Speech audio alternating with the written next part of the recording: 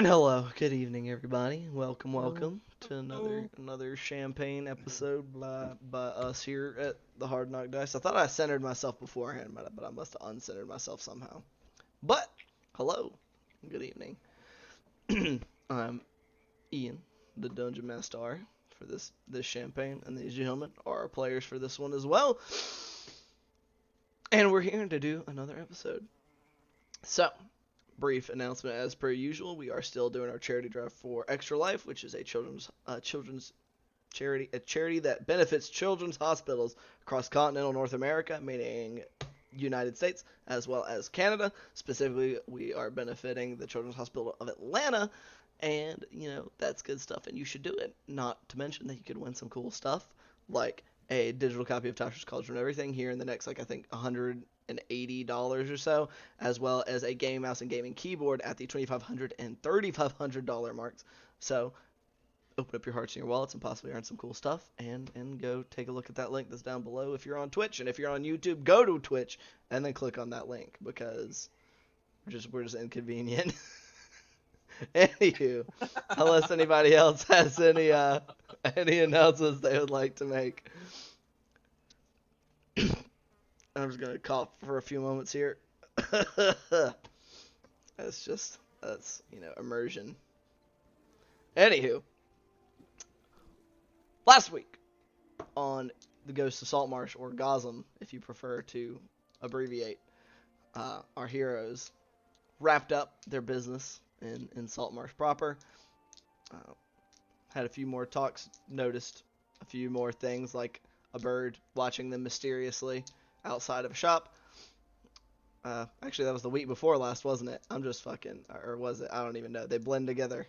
I should really write these things down. But anywho, the important part is they began their journey onwards towards the Sahuagin lair, meaning to bring with them, not Sahuagin lair.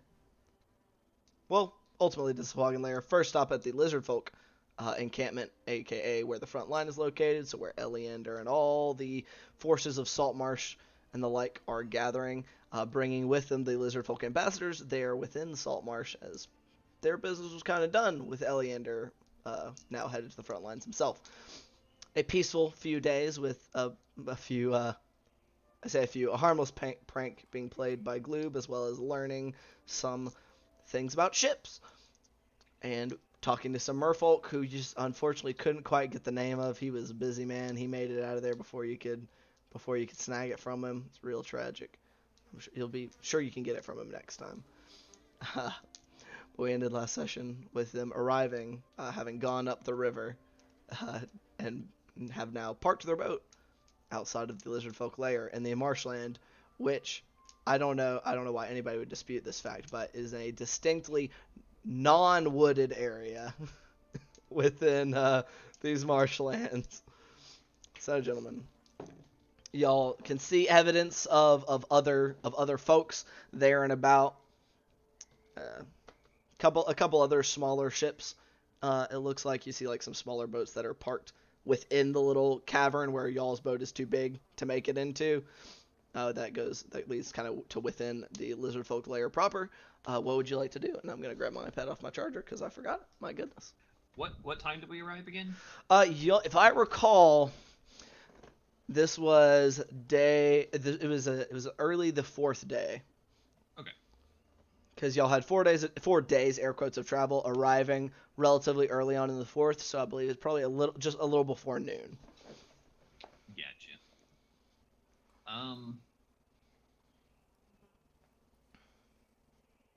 Yeah. I'd probably ask the lizard folk if it would be rude for us to not see the was the Empress? Was that her title? She was just the queen. Right? Queen. Okay. But it'd be rude to not be like, hey, what's up? Okay, bye. Crushnil just kind of tilts his head to one side and just, no, this is a time of war and you are on important business. All right, got a free pass. Okay, well, all right, just trying to be hospitable. Don't want to step on any toes. when we stepped on her son. Yeah. A lot of silence, just awkward silence around Yeah. around the boat. Sun's pretty nice today. Don't wanna get too overcast before we leave. I agree. You're right, Blue. Vigorous sharky coughing as soon let's as go. Bloom says that. Fish cut in my throat. Yeah. I was like, I should roll a bullshit check to see how good or bad that was, and I rolled a 2 on the dice, so brushed over 0%. Yep. Krashnil and Drozak no Shraku begin to depart the boat themselves. We wish you luck on your journey and on your Thank you. mission. Yeah. Hopefully we'll bring back some good information for you. Indeed. Be careful. These marshes can be perilous. Yeah. We're trying to watch your step. Just kind of nods at you and turns, and they all kind of begin to move inwards. Well, we should probably tell somebody that we're leaving our boat here. I If we're not able.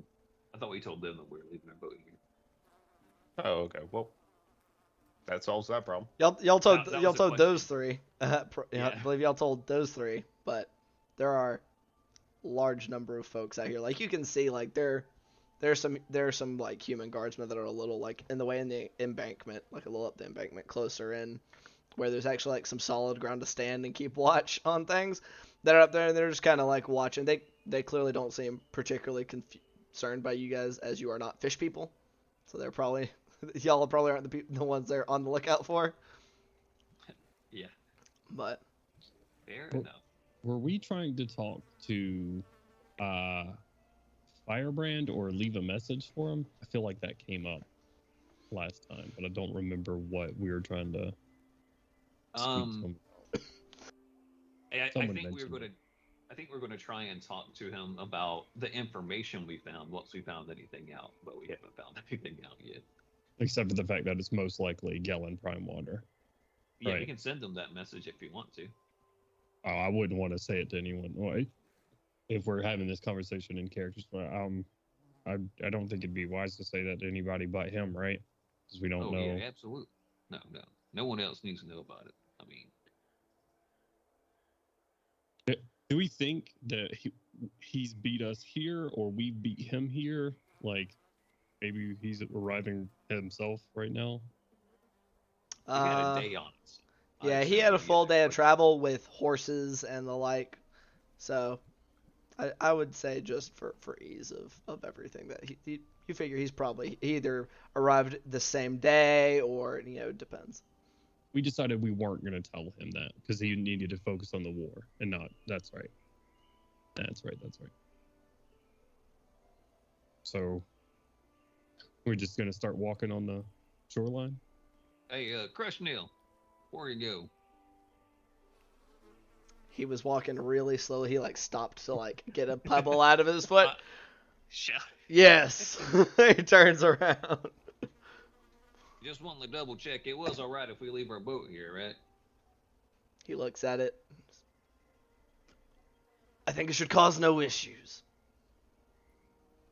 Would it be looked after? Just wanting to make sure, just double check the arrangement was all right. If not, kinda- I mean, we can. Just kind of tilts his head to one side.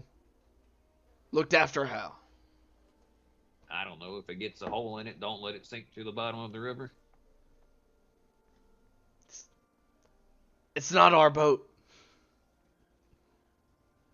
We're allies, right? I mean, it got you here. Why don't we just? I'm willing to compensate you somehow. I just can't do it while I'm trying to get across into enemy territory with my buddies here. It should be fine. I'm sure.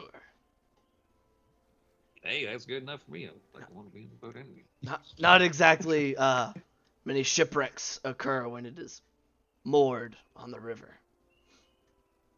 Yeah, you say that, man. Some Sahuagin creates a tsunami or something. If that is the case, I don't think us looking after it would do much for it. Fair enough. Anyway, yeah, I don't care. Let's go.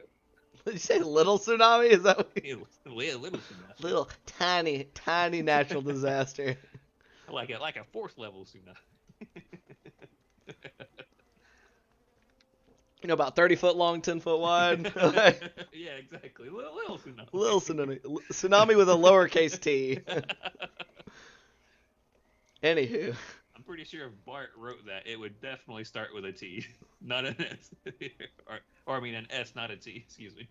Tsunami. S-U-E-N-A-M-I. Oh my god. A what? Tsunami. Tsunami.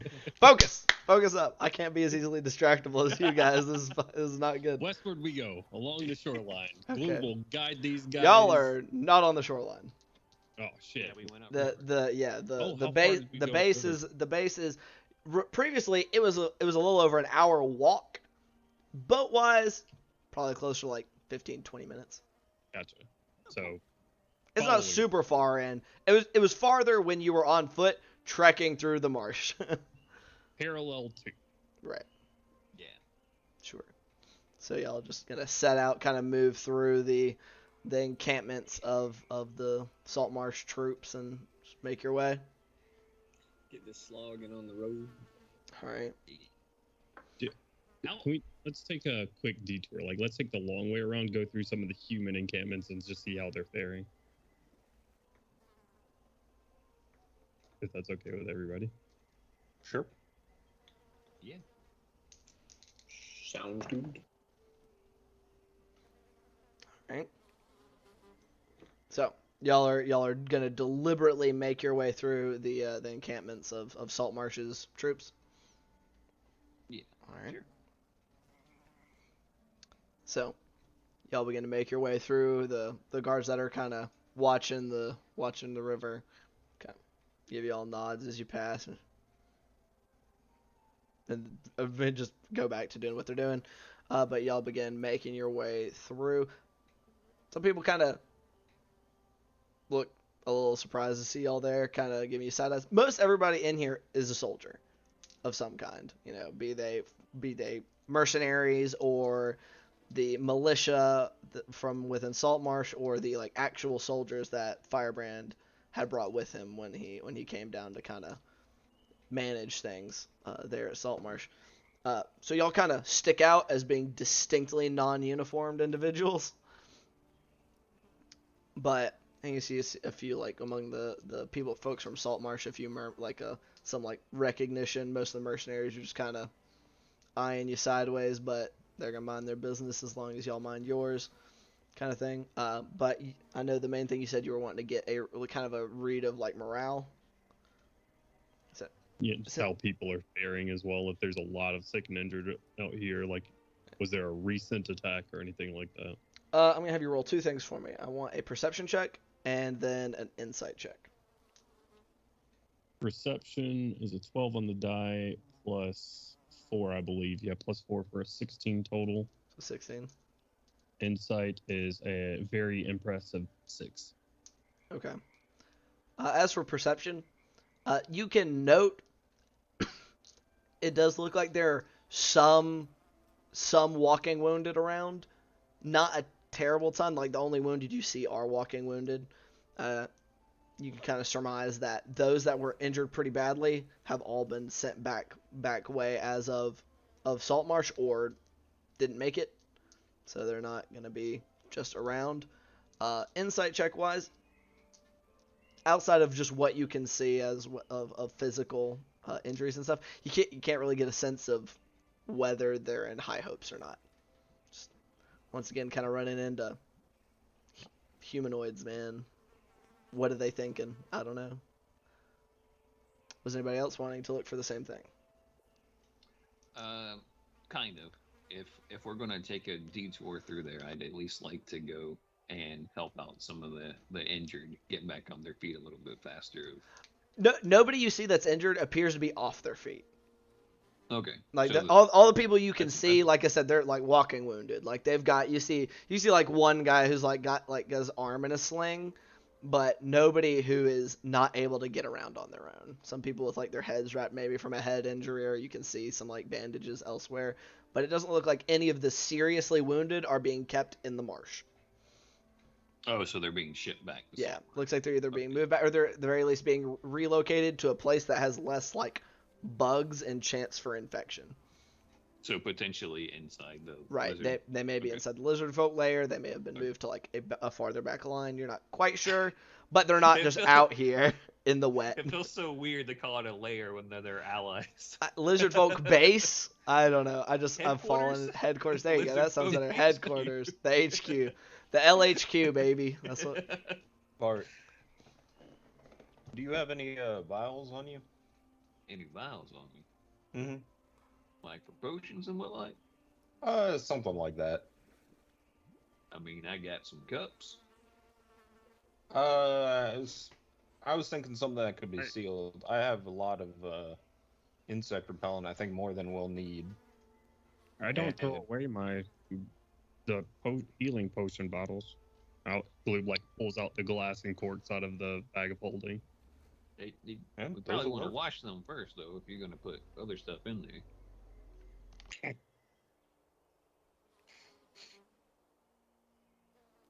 You just see a long frog tongue go in and like scrape the bottom and back out. Temporary HP? No. Okay. No. I mean, Also, quick question: is Melvin with you? Yes. Okay, you're taking Melvin with you. Okay. good enough for me, I reckon. I think we had like 5 old potions. I would put 2 uses of the insect repellent salve in each of those, Mm-hmm. and then if I see anybody that's like swatting at mosquitoes or any bugs, offer them in and tell them what it is.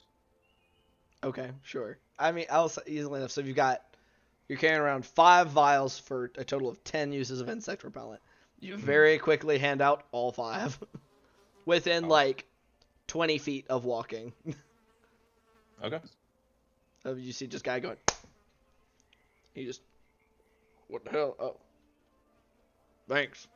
And just basically that over and over again, because there are people everywhere constantly swatting at bugs and stuff, which I believe y'all would unless you've already applied insect repellent.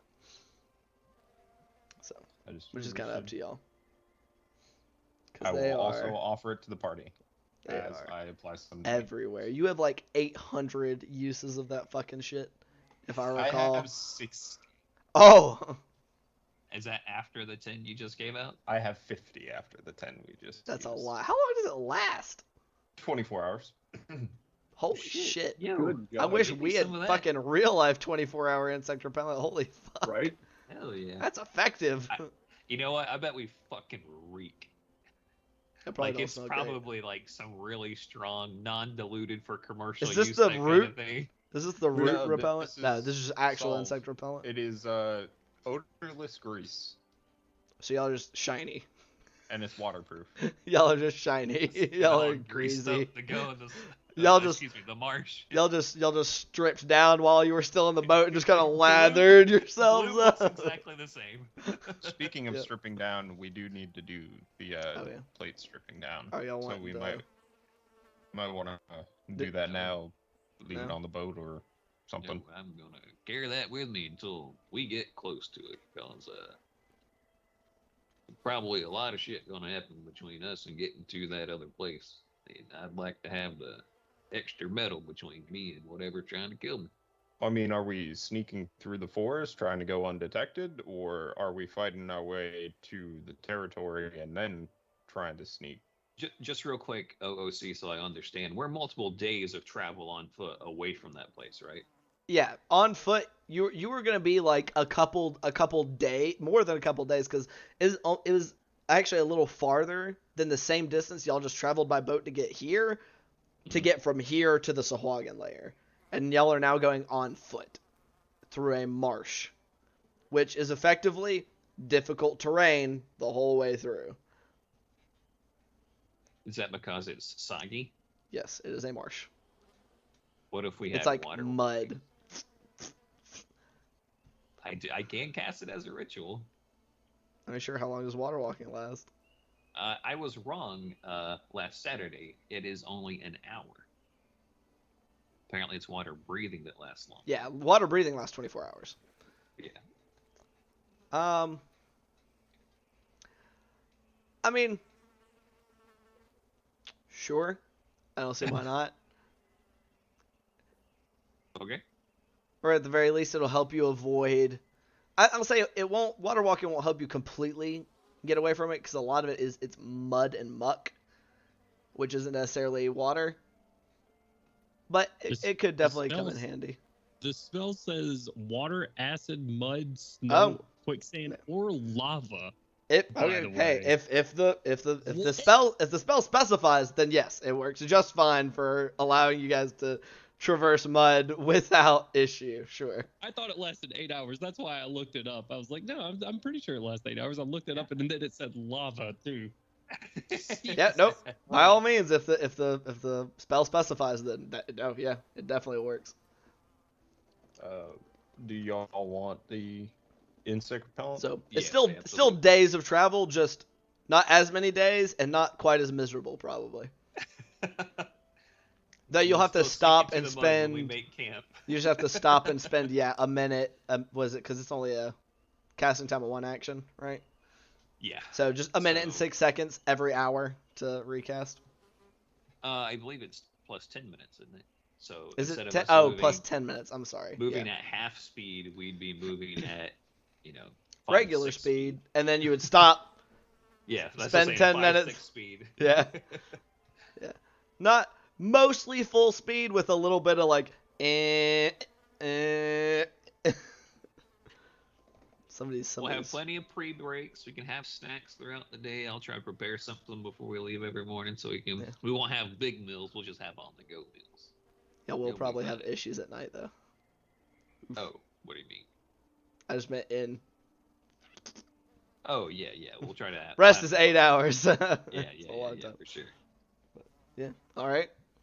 So y'all are making sure you're insect repelling it up, and you're going ahead and casting water walking on yourselves before you depart. Yeah. I will also apply some to Melvin. I don't know any better. Sure. Melvin seems less than pleased. If Check, I we should notice- roll an animal handling check. We'll see how irritated he is about it. Just out of curiosity. If I notice, I would say something. Like, that's you not probably the best noticed. idea. 24. If 24. notice it, He doesn't he seem says to like nothing. it very much, but you know what to say to keep him calm. You sit there and coo Just curse. shut the fuck up. You coo curse words at him, and he seems to calm him as you put greasy insect repellent on your bird. It's Just probably not imagine the that best bird idea, Gloob. flipping his fucking shit if you try to oil him up. Especially with its particular choice of language. A 24 is a 24, so I mean, Yeah, like, it is shockingly calm. Like, for those of you that know a little more about animals and you notice and you go, Glooby shit, okay. Julian side eyeing the whole thing like. The bird is shockingly cool about this. Just imagine this dude, like a frog rubbing just a parrot with a jar full of petroleum jelly. The bird just It's not like heavy. I'm not like coating him with it or anything. He is but just like ooh, greasy slightly bird. there. He looks like he hasn't showered in a couple days, like that kind of level. I'll go Need back to on get this him a one. bird bath. Oh, all right. So after greasing up your bird, are y'all now exiting? I didn't even know water walk was a fucking ritual. That's insane. So is water breathing. That's crazy. But I don't want to go swimming in this place if I can help it. What? Why Yeah, not? I definitely don't Uh-oh. either.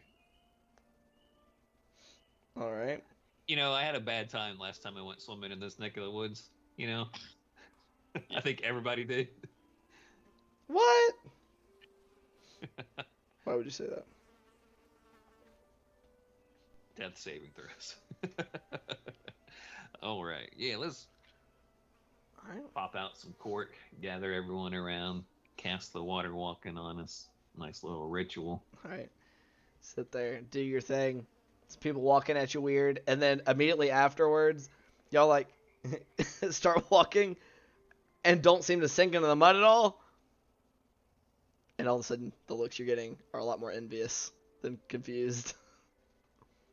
But y'all are now waterwalked, and are I assume y'all are just making your way out and exiting on the other side. Sounds right. So y'all make your way out and start exiting on the other side. You start to pass some guards that are on that side, that are on that edge of the encampment as well. And as y'all do, kind of one of them is like, "Hey, where y'all going?" How are you? This Sahuagin base. Y'all want to die or something? Yeah, they're trying to save your life, son. The information there needs to get got. We're gonna go get it. It's just how it is sometimes. Just looks over at another guard who's like 15 feet away. Just looks back at you guys. Well, shrug. Doesn't seem to know what to say. Just kind of shrugs and like, well, okay. All right. Yeah, y'all have a nice day. Keep a close eye on things. Stay safe. You too. What? He looks very bewildered. Y'all have confused this young soldier. But y'all begin exiting and making your way through a not well forested marshland. There are not very many trees at all. Lots of mud. Small bushes and stuff around. And so, let me tell y'all how we're going to do this.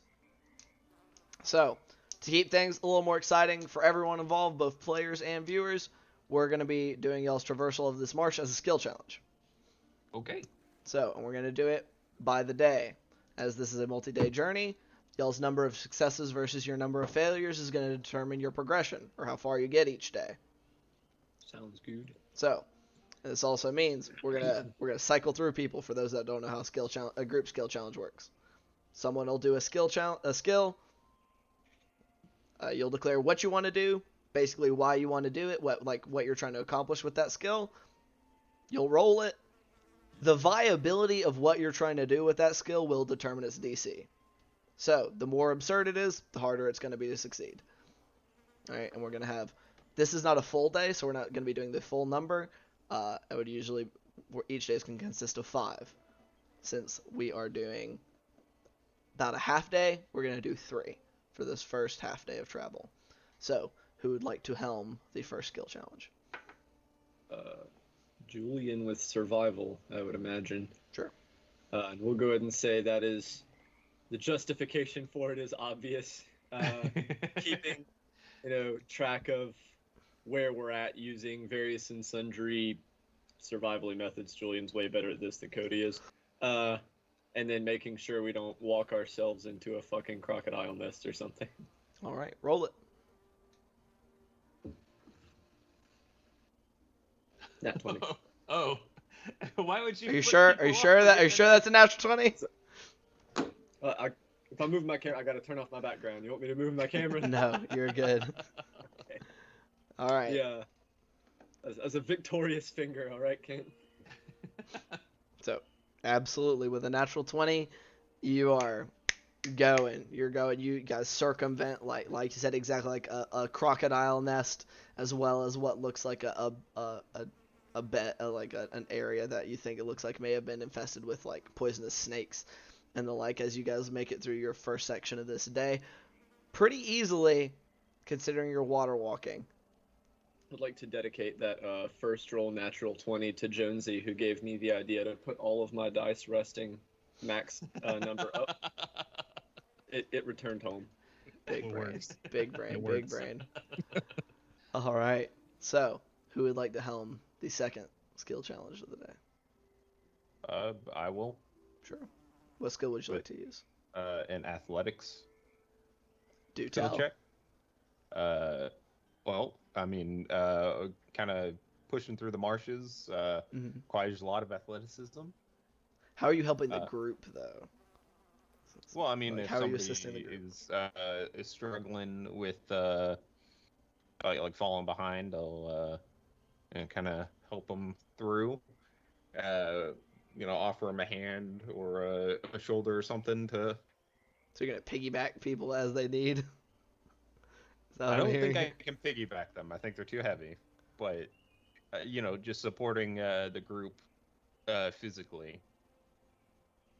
Mm-hmm. Sorry, I was just visualizing a bird on a frog on a man. And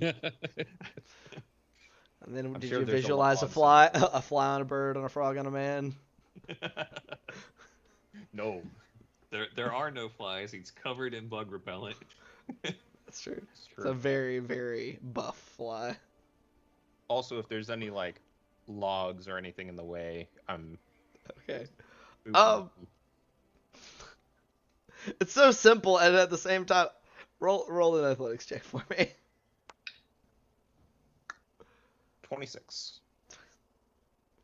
Jesus 26. Christ. Yes. Shockingly enough, Just log. there are very little issues. At some point, there's a log in the way, and you'll start to like just go around it because there's no reason that you have to go through the log. But Jakob just walks up, grabs it by the bottom, and just yeets it off to the side anyway. Sure. I'm not good at much else. I'm Yeah. strong. You don't have to be good at it to do it. All right. So y'all are making your way. You've definitely, since it's only in 1 hour increments, y'all are having to stop several times throughout the day to get water walking recast. All right. That's gonna bring us to our last skill challenge. Who would like to helm the last one coming into the evening? Art, you want it? Sure. I'll try to throw a nature in there, knowledge nature, to make sure that we stay away from some of the more maybe nasty plants or become afoul of any markings of critters in this direction or this territory. We kind of steer clear of those and maybe get out of its hunting grounds or something like that and take a detour. Sure. Go ahead and roll it for me. That's a 10. That is also gonna be y'all's first failure. Oh no! So let's see here.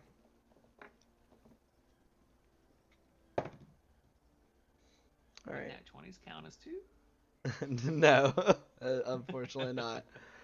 So Bart, as you're kind of making your way about and you're trying to examine these things, and you're struggling to remember, so you're having to get a little close to some of them, and I would like you to make a Constitution saving throw as you get close to a particular like bright yellow with like purple spotted plant. Oh, that's a natural 1, so I will re-roll that. Sure. Much better the second time around with a total of 21. So with a total of 21, as you're kind of getting close to it and you're poking around at it, there's a faint as the plant just releases some like particles, like maybe like some kind of pollen or whatever, into your face. You stumble back. Yeah, but you're able to. I get the instant bonus by just swatting it away with my head. Yep. Yeah, you so pull it. But you do not. You're not affected by the plant. But knowing this, y'all do have to slow down a little bit as you give each of these groups of plants that you see are now notice are fairly frequent in this part of the marsh as y'all traverse it. It does slow you guys down a little bit for that last little bit of the day. So, as we come towards the evening, what are y'all's plans for bedding down? Try to find at least a relatively stable place, if at all possible. Yeah, I don't know if I could use my previous checker, if I would need to roll a new one. This would be fresh. Yeah, fresh, to try and find us something as dry as possible under the circumstances. Yeah, maybe if there's some rocks or something somewhere. Could be worse. That'd be a 21. 21. Okay. 21. With a 21, it is a marsh, but with a 21, y'all are able to find like an area where there's a couple like downed trees that have kind of have led to like a slightly more stable area. And kind of some down trees and just other detritus is built up on top of those. So it's still damp, but you don't think you're going to be like, you're not going to wake up neck deep in mud, probably. A quick question. I know you can use prestidigitation to dry clothes. Could you use prestidigitation to like dry pieces of wood that you wanted to help start a campfire? I just never thought of it. I would think that might be a little more in the realm of shape water. As you'd be like kind of dragging it out. What about like, you know, because you can dry small objects, like picking up handfuls of loam or whatever, and then drying those individual handfuls just to try and get like a dry-ish pile to be the fire. I mean, I'm not drying the whole island, but just enough to kind of get a fire going. This 8-foot radius, let me cast it like 60 times real quick. Y'all would be there for a while. I mean, sure. I'll say like prestidigitation is supposed to be is just kind of the doing many small things cantrip. So why not? Plus, we got 2 people to do it. Oh shoot! Hell yeah! Noggin. All right. So this place happened to be next to a water hole of some sort. Yeah. Just roll a perception check for me, Gloob. 7. Doesn't appear to be any water hole nearby. There's watery areas, but nowhere that is deep. It's mostly mud and muck. Wheel? Okay. You're just gonna take it for the evening. There's nothing else to do, man. Okay, I didn't know if if you wanted to go look around or anything. The party wouldn't let Gloob go the night without soaking. We know how this works. How do you extract moisture from the swamp from on a large from a scale? marsh? I have no From idea. marsh. No clue. I kind of figured it was everywhere. I mean, there's water everywhere, but it's mud mostly, especially with where y'all are currently. Like to get to finding this spot with that's a little more dry. Also, it's less watery as a whole. I mean, the mucky, muddy water, unfortunately, that's what I would try to put into a bucket. That's what I'm saying. There's not really much of any standing water. It's mostly just mud and muck. It's like there's water in the mud, but like if you dig in like a marshy area, it'll usually fill with like really shitty muddy water. Sure. Having dug in marshes before. Sure. Hey, we did get them shovels. Y'all did buy some shovels, I do recall. Fucking disgusting, but you can do it. Sure. Yeah, we're gonna spend a little bit digging to acquire I have marshy water. I have purify food and drink. Could I technically use that on Gloob's? I have one free use of it a day, and it's in a 5-foot radius. What does it? What's the wording on the spell? All non-magical food and drink within a 5-foot radius sphere centered on a point you choose within range is purified and rendered free of poison and disease. It does not remove mud. It will still be gross.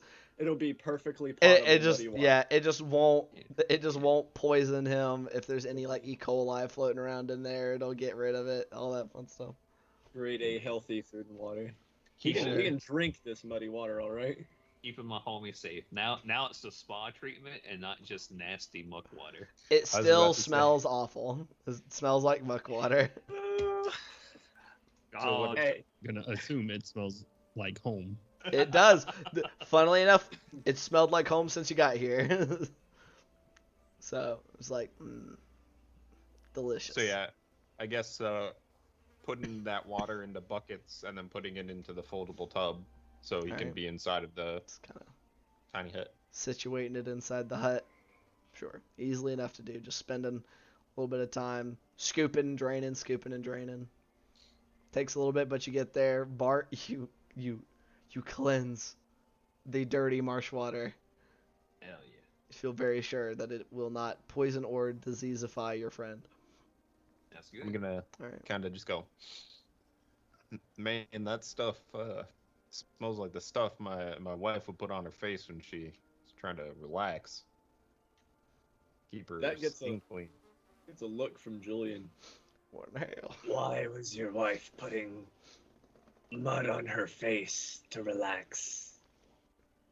I don't know. Apparently, it's something that her church taught her. Codical Oh. apparently keeps your skin soft or something. I don't know. It always smelled terrible. Julian's just trying to imagine his wife using mud as a beauty treatment. That's just. All right. I mean, I hell, guess.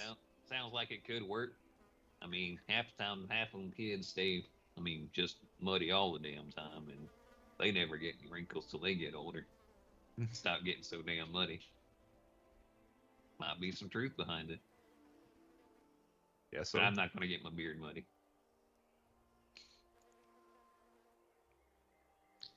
Thanks for this, Jakob. of course. All right. I'm meal prepping some snacks Are for ya? the next day. Are you doing up the dome? Yeah. We'll do all the dome. All right. All the standard amenities. Right. Y'all do up the dome. Is there anything that y'all would like to do during the night? And just on the watch. Okay. Y'all are keeping watch.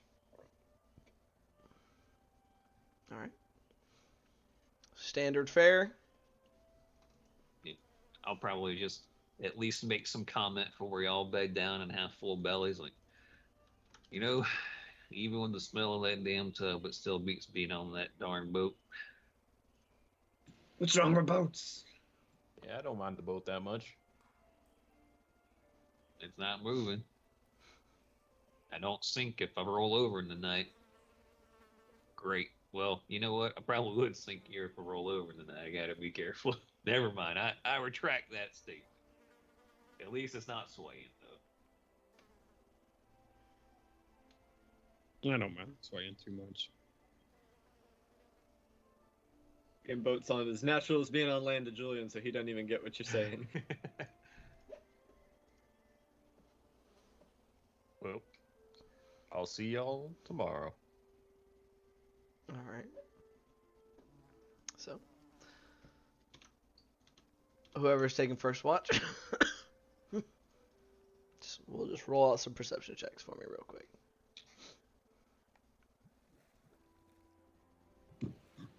Obviously, Bart's going last. What was the rest of the order? I'll take first. Okay. Go ahead and roll for me. Oh, not bad. 16 plus 4. Dirty 20. I almost said natural 20. Hey. Dirty 20. Yeah, I confused myself. Don't worry about it. All right, very good. So during your first portion of the watch, it's coming into the evening. Y'all's dome being an unnatural shape, even if you can influence the color. So just draw the attention of some things that check it out, but nothing seems to stick around for too terribly long. Some odds and ends, some gators, some snakes, the like. All right. Bringing us to whoever was number 2. Believe that was Julian. All right, go ahead and roll. Speak up, Julian. Go ahead. I was going to also add that I'd probably hit Jakob with a restoration before bed down. Sure. Appreciate it. Julian, for his part, will use Flock of Familiars during his watch. And with the 3, he'll have 1 keep look over the dome from the outside, and the other 2 scouting in a kind of a V in the direction that they're traveling to try and get an idea for tomorrow's travels. All right. Go ahead and roll perception checks for those.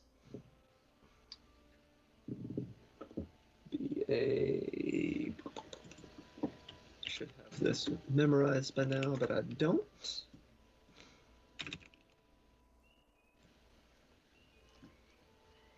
That'll be a 21 for the one looking over our camp. Mm-hmm. A 9 for one of the two going out in the V. All right. The 16 for the other one going out in the V. Oh. Oh my. All right. So that was a 21, a 9. And what was that Yep. last one? 16. 21, 9, and 16. And the 21 was the one that was there at the with y'all, correct? Yeah, And that's then 9 the and camp 16 for the Overwatch. V's. Okay. Yep. So with the 21, notice a lot of more of the same. At some point during your watch, that one that's up there overhead, hear a faint kind of, except more splotchy because I'm not thinking about how wet the ground is. And you kind of vaguely see like a moving lump, like mass of plant matter, a little ways away from the camp. It just gets a deadpan stare from Julian, remembering the last time we encountered something like that. Just kind of like. But you're 9, having a very hard time seeing much of anything. Actually, we'll say I was gonna roll for it. You're 9 blips a little bit after having left the camp. That owl is dinner. I mean, it was supposed to be dinner, but because it's a summoning event, poof, and whatever it was that killed it. It's very disappointed. Something else airborne. There's a bigger owl that's just like, what the fuck is this? Like, what the fuck, bro? So that one does not, unfortunately, get you much information due to its untimely demise. Right. The 16 scouts a little farther up ahead. Not a super high roll, but not a terrible one either. It sees some stuff farther up ahead that looks like it could be nesting grounds for some animals native to the marshlands. Nothing particularly alarming. All right. Anything terrain-wise, or like that nest and stuff, Julian will just keep in mind for tomorrow when he plans the trek. Sure. Alrighty. Right, which will bring us to watch number 3. Jakob, roll Yeah. yours at disadvantage. Disadvantage, yep. Mr. 13. Umi. You don't see much. You hear a lot of bugs. None of them really getting you, and some other nightlife. Like you hear these lovely frogs that you can hear, and some other bugs and stuff. Occasional squawks, perhaps, of doom of a smaller animal, but not really much of anything that you notice yourself. I do want to talk to my daughter if she is there. Yeah, she's around as always, just kind of hanging out behind you, kind of off a little bit behind you on one side. Hey, Sin. Yes? I know, all this time, you've seen me, you've been talking to me. Is there anything you wanted to say to Mom? Just shakes No? her head. Okay.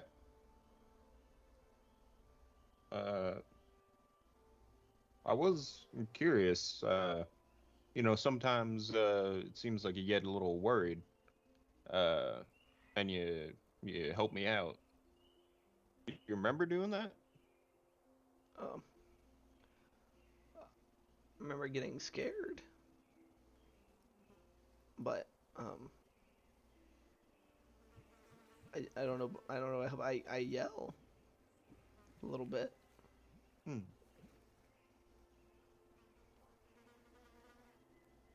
And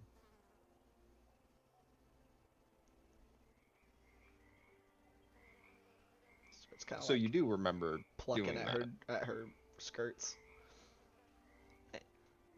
I mean, I don't know if that's helping, but yeah. Oh, it's all right to be scared sometimes. And when people get scared, sometimes they act out.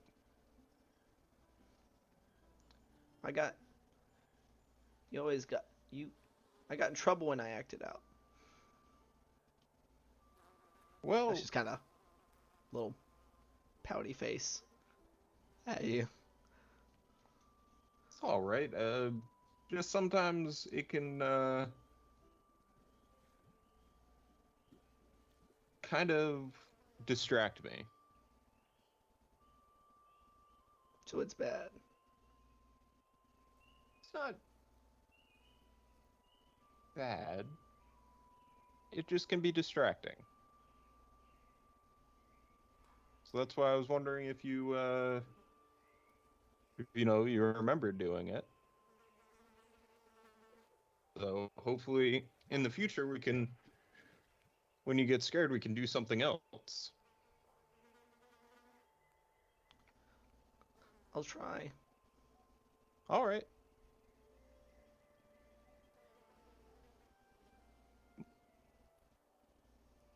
Should probably keep looking out for some frogs out in the swamp.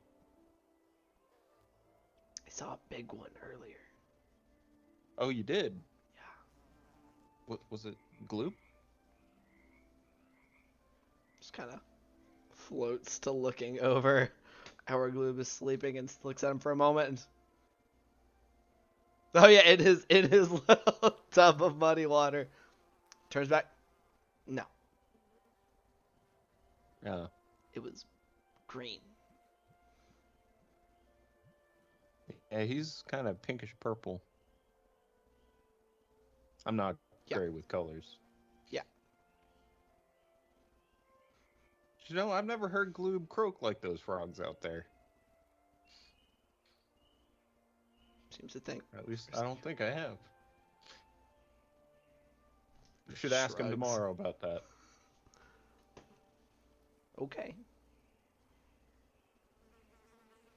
I'm just gonna spend the rest of my watch with my daughter, looking out for frogs and stuff, and anything that's dangerous, of course. Right. You gather kind of like you're back and forth with her that she can perceive things other than you, but nothing in very much detail.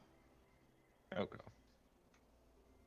Seems like that for the most part, the veil is pretty heavily there for you, for her, except for when you're wearing the ring. Kind of like how you viewed her before you had the ring on. Mm-hmm. It's a lot more hazy. Okay. All right. That brings us to Bartholomew. All right. What you got for me, Mister? I got a straight roll because I have an advantage. Oh, it's just a straight roll? Mm-hmm. It's nighttime. It's dark. Oh, right. Okay, hold on. I rolled with advantage. Let me reroll that. Oh, okay. Let me reroll that again. Okay, that's 2 natural ones in a row. So wow, holy shit! That was the first time. What'd it take? It took 39 sessions for you to finally roll double ones. Holy shit! You want to know one thing that's funny is that when I rolled with advantage, one of those was also a 1. That's fucked up. That's a lot of ones. That's Yep. not a good sign. Those aren't the first. It's not the first check you've rolled this session, but still, that's bad. That's 4 ones. Bad karma. That's bad karma. Yeah, remember when Julian rolled all those 20s for his owls? It was the opposite of that. At least you didn't roll double ones on your skill challenge. That would be bad. Yeah, Jesus. Probably. Anywho. Or Conce. Yeah, you just die. But with a natural 1, somehow, here in the song, you just... Even with the bug repellent, Bart, it seems like someone seems to be getting through and you just can't... Having a hard time focusing tonight. You squint as hard as you can, but It's just real. It's like extra dark. It's advanced darkness out there in the marsh tonight. You just can't. Whew. Can't pierce It's got it. like the Legion of Frogs in the summer type kind of thing going on, which I don't know if anyone's familiar with. If they live in a swampy area, you just hear thousands of frogs just Yep. going off all at the same Yep. time. It's like you just chose. Yes, sir. They all chose this time during your watch to just start going off, and you can't hear anything else, and it's just too damn dark out there to see much anything either. So you don't notice much on your watch. Well, went great. Great success. All right. So that will then bring us to the morning. See all coming in the dome. Just disappears. I'd like to imagine that there's like a thin layer of just like really heavy dew from the marsh. It just gives everyone a light little sprinkle. Aw. It's probably not like nice morning dew either. Yeah. It's kind of nasty. Some dead bugs on it who just slammed into the dome at full speed in the middle of the night. Oh, what the? Oh, that one got in my mouth. Ugh. That's a new idea I didn't need to know about or even think of ever. Kamikaze bugs. Yep. Okay. Yeah, can roll a con save for me. Got it in your mouth. I'm joking. I'm kidding. I'm You now gonna have pass malaria. Oh, I'm gonna pass out 5 more doses of the insect repellent. But as I give Gloob his 2, I am going to say you should probably not put it on Melvin. Birds and animals don't tend to react as well to the stuff that's in this and like other medicines meant for humans like us, humanoids like us. You seemed fine with it yesterday. Yeah. Can I make an animal handling check and just see if he's okay? Like, did I poison him? Make an animal handling check. I don't know if I know enough about birds. Can I really good fucking roll? Also, okay. animal He just handling falls off your from. shoulder. You can roll 50-50 if I need to do this or not, but it's another really good roll. It's a 23 on animal handling. He seems okay. Okay, perfect. I think I know what I'm doing. Well, all right. I'll give him the 2 doses. I'll also say Melvin probably isn't helping y'all's ability to move quietly. Oh, is he just constantly like spamming? Not stuff? like constantly, but like every now and then he'll just kind of blurt Just sees out. another bird and calls it a cock or something Yeah, like that. basically. Gotcha. Kind of puffs out and like flaps his feathers from his position on, like flaps his wings from his position on your shoulder without actually like taking off. Kind of, you know how birds get aggressive flapping. Right. All right. So Yeah. You I'll all definitely take an extra dose and get it around the neck area after the shitty watch. all right. Or not an extra dose, but lather it on extra thing. Oh man. All right. So y'all are all greased up. Hell yeah. Oh, I hate that it's a grease. Why? Why is it? There's another one. It's like a solve and I think like a lotion. I think I would have preferred the lotion. Like, See, puts the lotion on its skin. I think I prefer the modern day spritz. it's an incense. Oh, y'all be sitting there with the. As y'all fucking walk around like sweet. Fucking Bart or Jakob walking in front of us with a Jesus God. sensor. Yeah, that's what I'm saying. I think Yaka would do a little bit better with that one. Mark's just going around holding it above his head. It's an extra long chain, so it's even with that, it's dangling almost all the way down. All right, so starting off the day, I assume y'all have had some good berry toast or something along those lines for your morning meal. Have packed yourselves away and are getting ready to start out your day of travel here across the marshes, which is oh so lovely. Oh, and I'm sure your water walked up as well. Yeah, for sure. Who would like to helm the first check of the day? Shall we repeat yesterday's order or something new?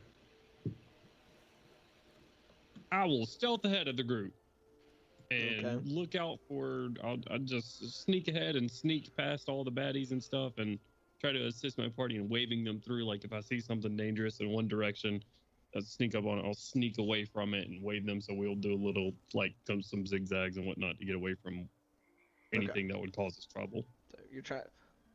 Mostly, what you're trying to stealth, help assist your party stealth through. Correct. The marsh. All right, go ahead and roll a stealth check for me. All right. At advantage or no? I'll say because Straight roll. this is kind of assisting the whole party. This will be a straight roll. All right. Oh. 18. Okay.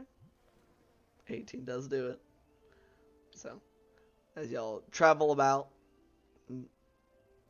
Gloob assists you at least once or twice throughout the day with kind of helping y'all. Like he's noting some things that he knows from his time within the swamps and things that require a much more light step, and assisting the group in making y'all's ways around it.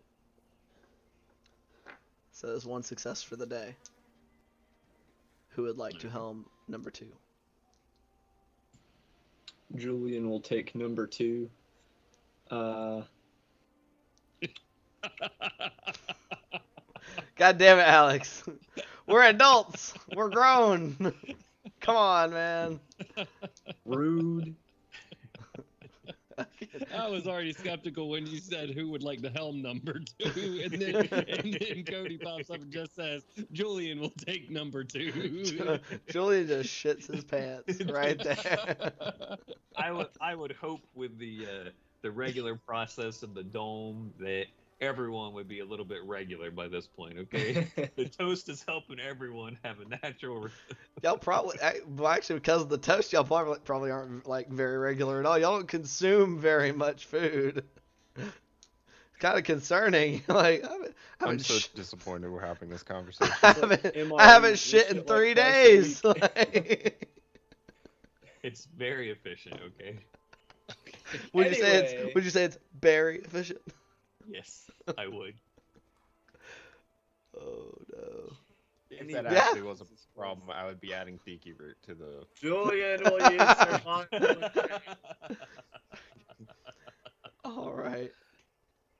utilizing the information from his nocturnal scouting to try and have a pre-understanding of the lay of the land and where predatory layers may be to create a safe and fairly swift path.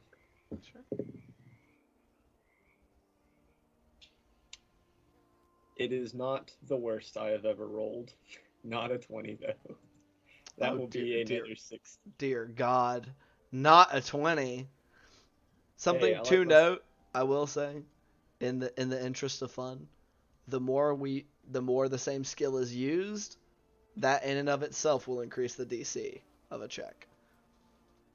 My only other high skill is stealth, and that one was already used. So You don't have to use your high skills. This is to keep things fun and spicy. my Spice other of highest life. is intimidation. I'm gonna scare the bog into opening us the right path.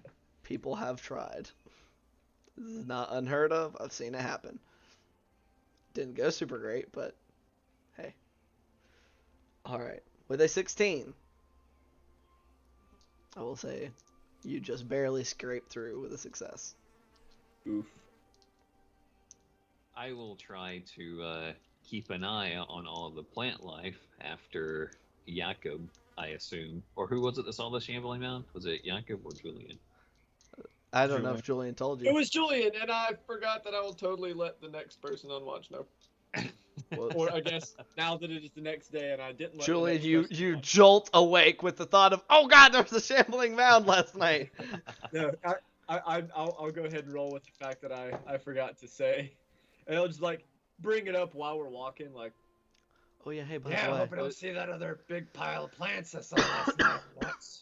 Right. With our our past run-ins with one of them, with Julian mentioning that, and me almost getting mind whammied by a particular flower the previous day, I'll try to use perception to keep a keen eye on making sure that all plants are moving very naturally and not unnaturally.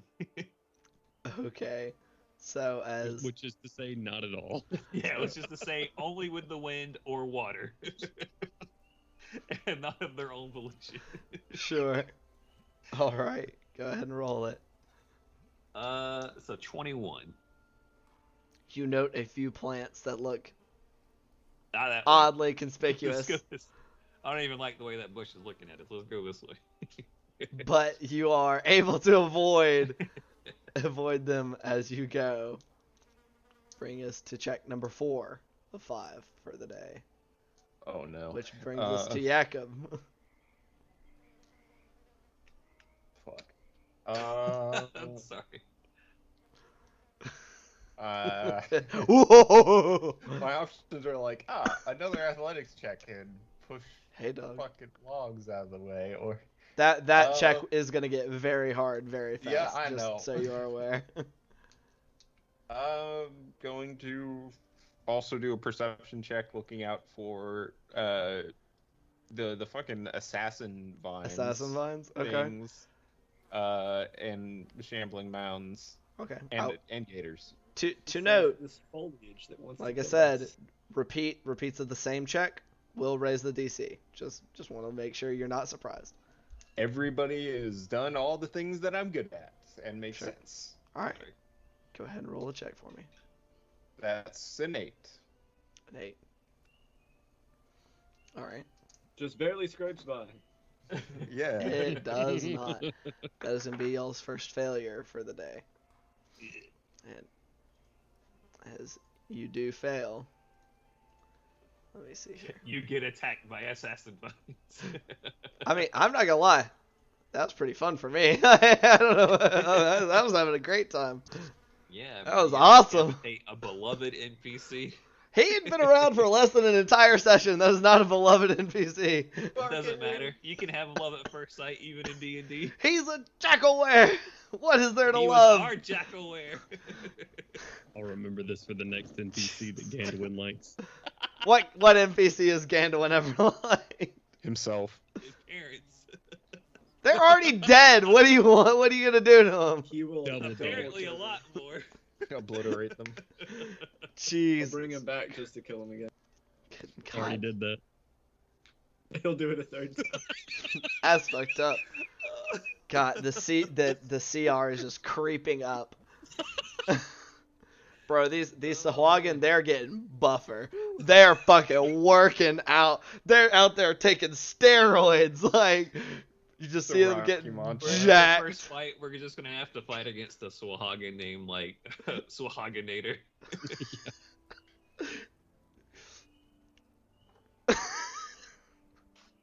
God damn it. Anywho, as y'all are going along, and Jakob, you're looking out and about for anything and everything that may be a threat, specifically assassin vines, which you will note as you're looking for them. You go, yeah, okay. What were the defining characteristics of assassin vines that made them look different from normal vines? And you can't think of any. And as you're walking along, y'all are just hear crunch.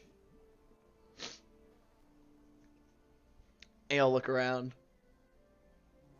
And just kind of from either side of y'all, rapidly approaching, are two tall, dark green, long-armed, humanoid figures. And I would like everybody to roll initiative. Must have been the wind. Must have been the wind. Must have been the wind. Okay. And if you don't have Tailspire up already, I would recommend you do so. I actually don't know if I've got a good model for these guys. Describe them a little bit more. They're green skin, long arm, what? Tall, dark-skinned, long-armed humanoids. Flying purple people eaters. Like, look like they have long kind of claw, like long-fingered clawed tip hands, Oh shit. slathering mouths, not really wearing much of anything except perhaps like a very basic loincloth. And they are, when I say large, I mean large, categorically speaking. Wonderful. So, I probably should have not, thought, not large like no, Dwayne the Rock Johnson. this'll work. Sahuagin. no.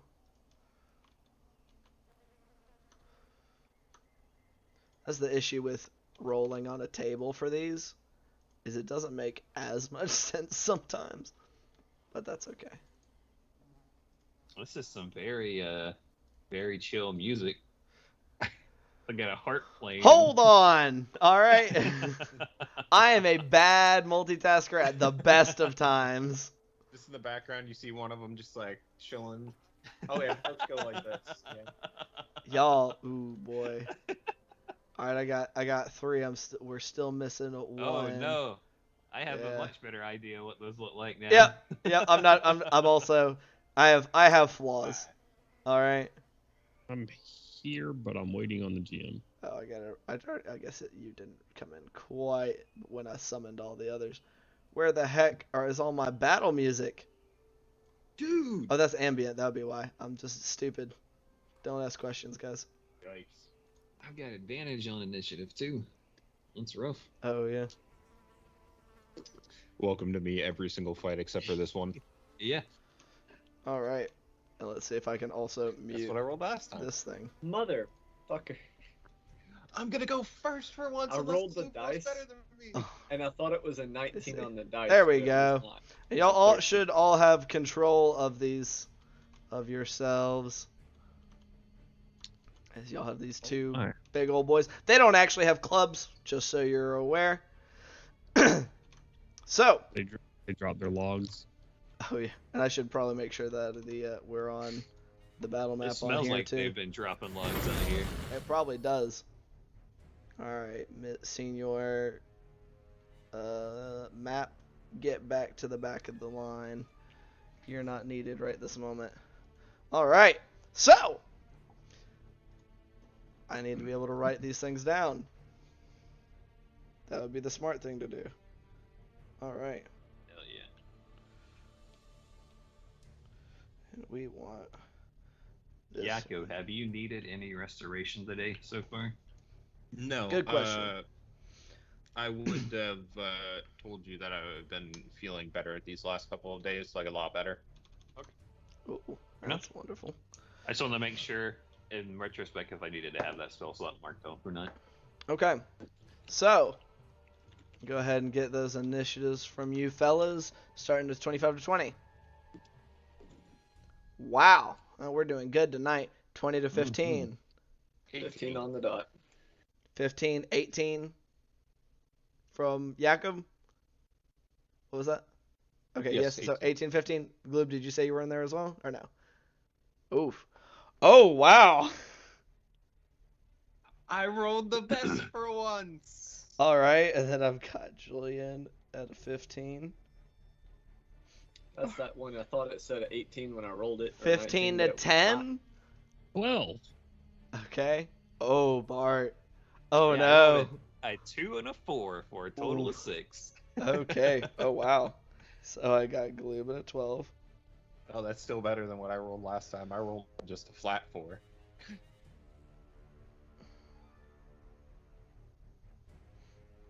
Whew. And then Bart all the way at the bottom with a 6. All right. I'll use James's logic. I just go first on the next turn. That's all. Yeah. There you go. There you go. That's the way. All right. So bringing us to the top of the initiative order. Jakob, what would you like to do as you see these 2 hulking green figures seemingly somehow catching you unawares as they charge your party? What would you like to do? 5, 10, 15, 20, 25, 30. Okay, he is outside of my normal throwing range.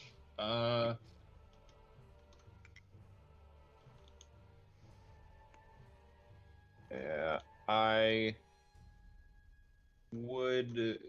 Are they like they're charging us, right? Oh yeah, they're booking it right at you. Okay. Then in that case, I'm going to separate myself just a little bit to go like right here, Sure. just in case they have some weird. I'm gonna swing at you and then hit everybody around you. And right. then ready. Actually, wait. That puts me within 30 feet. So I am going to throw a javelin at. At this one, Yeah, I that assume one. the one that they shake the ground. Boom, boom, boom. Yep. Let's see. Okay, goodbye, that dice. Oof. Oh, What no. was it? That one was going to be a 12, which probably would have hit with a 20, but the dice that I rolled in my fucking thingamajigger is a natural 1. Oh boy, we get to roll a d4 just right after you talk to her about it too. Right? Yeah, just off the rip. God damn it. She's like, I bet I'm being bad. Fuck you. Fuck you, Dad. She hit a rebellious stage at some Oh point. no. The years, they just fly by. Oh boy.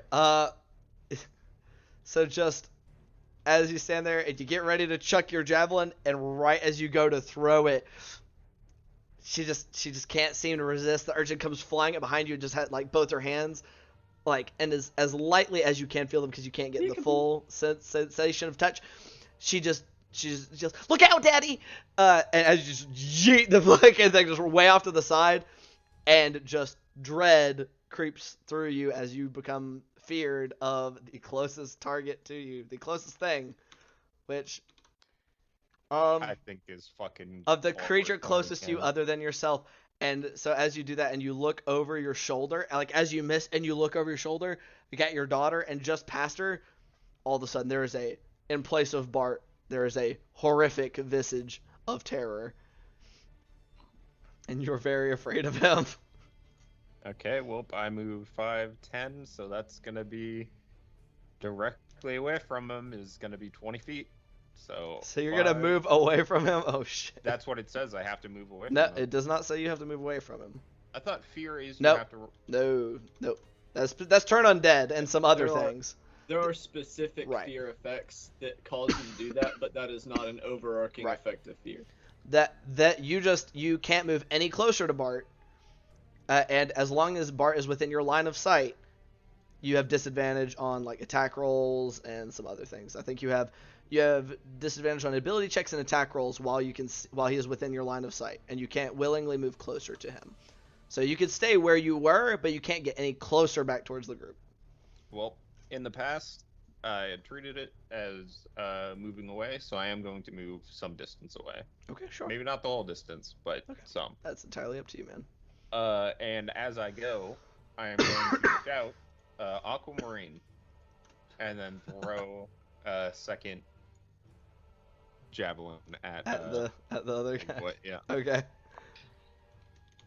Wow, I am rolling absolutely awfully.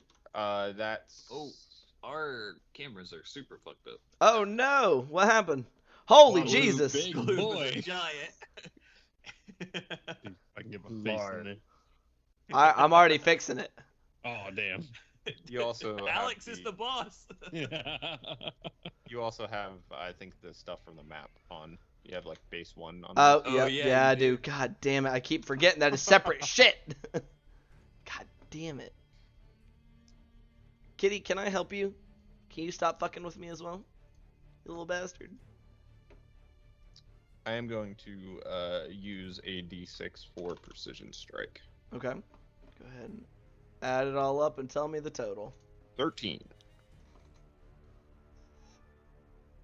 Alright, let's see. 13 total? Misses. Wings. Okay. Alright, Cat. Can you fucking not? Yeah. There we go. All our text is hidden. That is Yeah. the end of my turn. Alright. I just gotta try to fix y'all's cameras here real fast. I believe we are now All good. serviceable. There we go. Everybody's fixed. Jones is in Smallland. He's no longer embiggened, as you know. That's a word. Anybody who thinks differently can suck a fat one. That Can dice is suck going an to dice embiggened jail. one. And then, there you go. See, he fucking knows. All right. So Jakob, y'all saw he ran forward, released a wildly inaccurate javelin at this creature before glancing over his shoulder, looking at Bart, like getting very startled, running a little farther closer to this creature, throwing an attack, and missing with that one as well, and ending his turn. That brings us to Julian. I just have this mental image of that javelin going flying off screen, and you have the sitcom like crashing trash cans and. You think there are trash cans in the marsh? Come on, man. Nope. It's that sitcom. That's They got a button. They hit it, makes a sound. Hold on. I might be able to do something like that. Oh no. Oh, no. Where are my sounds? Thank you. Human. My leg. House collapsing, also known as, I don't know. That's all I got. All right. We could do a dark church bell. Oh, you can totally. I really want to use these things, if you can't tell. All right. So Julian, what are you doing with your turn, buddy? Julian is going to move those 15 feet just to kind of spread out, All right, sure. and then bonus action hex on this big boy on my right, This one right here? Yep. Okay, see, he is hexed. and then drop 2 errors on him. All right, go ahead and roll him.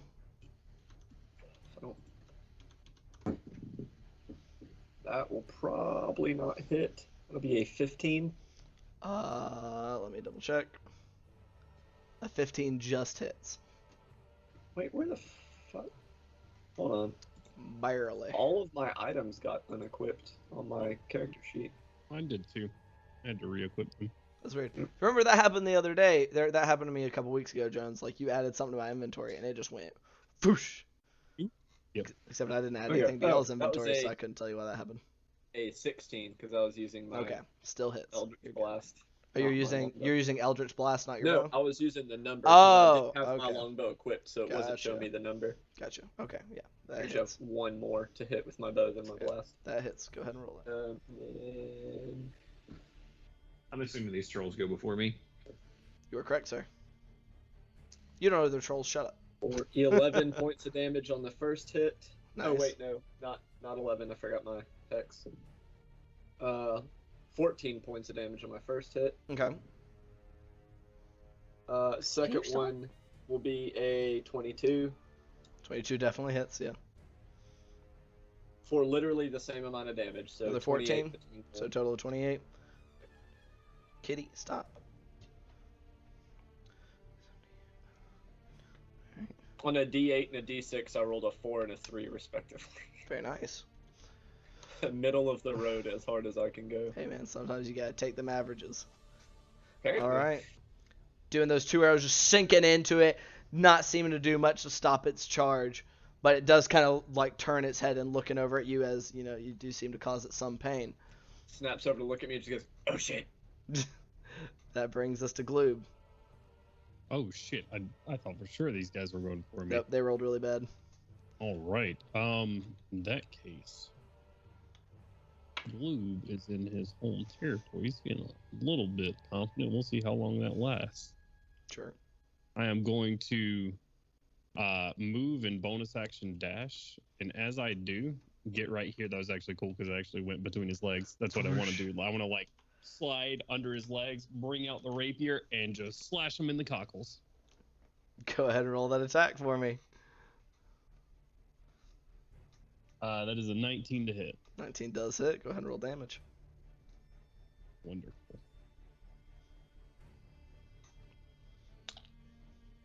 Uh, 7 plus 6 is 13 because math.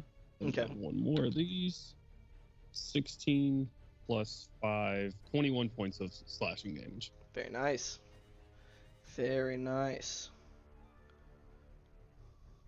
All right. You just kind of baseball slide underneath it, and as you do, kind of reaching up and slashing, and just kind of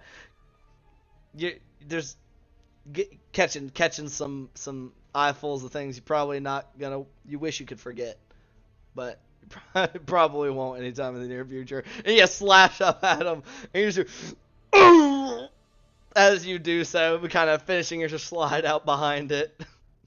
Is that gonna be it for your turn? Gonna be it. Okay. Luke says he's going for the speed bag.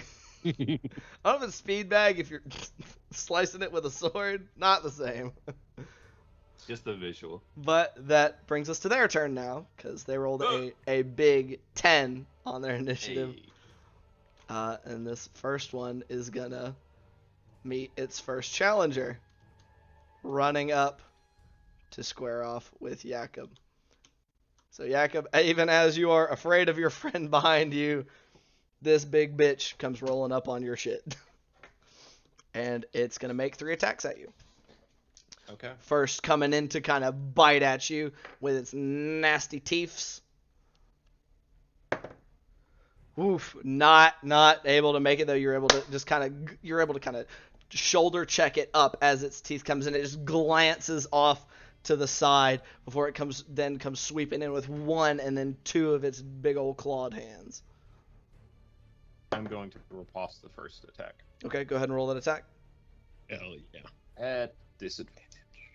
Yep. Yeah, bad disadvantage. Oh no. I had a natural 20 and an 8. What's that bring your total to? So that's gonna be 16. Holy shit, wow. Yeah. That does still hit.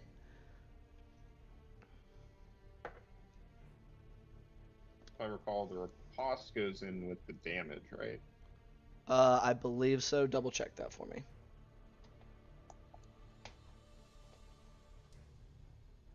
I'm almost certain it does.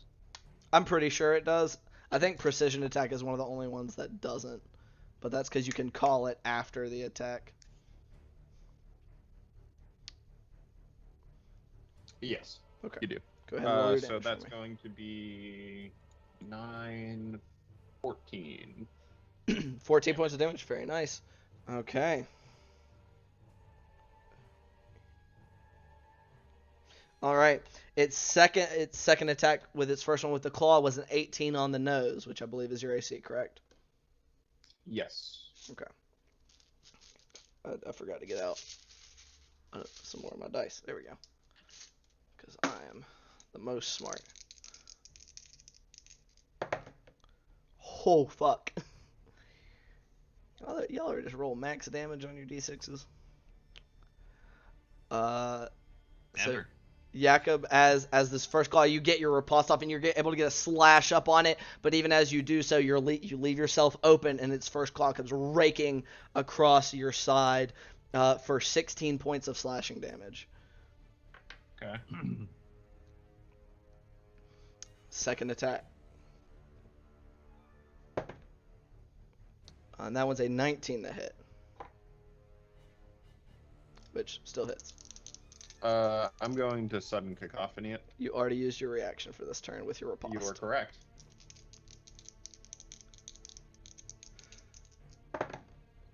Okay, that's still rough. Not quite as bad for this time, totaling out to 13 points of slashing damage.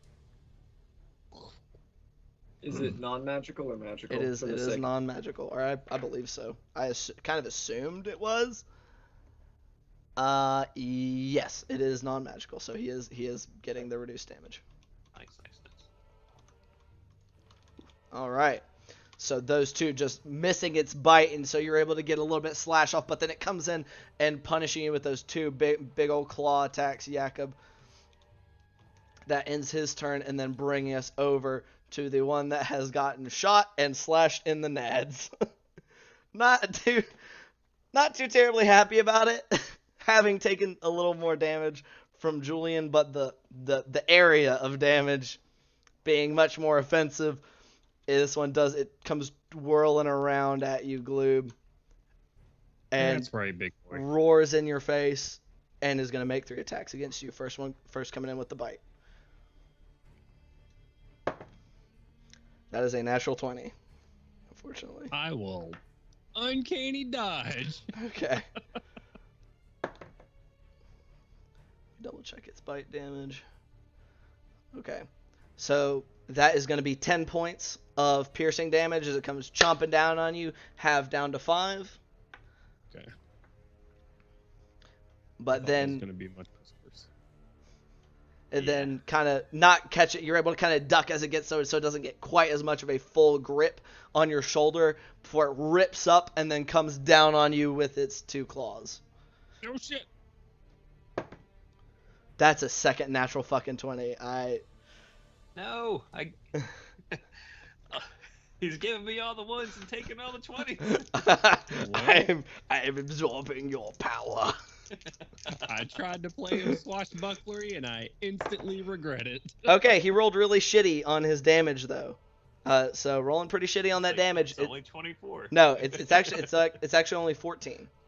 So coming out to 14 points of slashing damage on that first claw attack.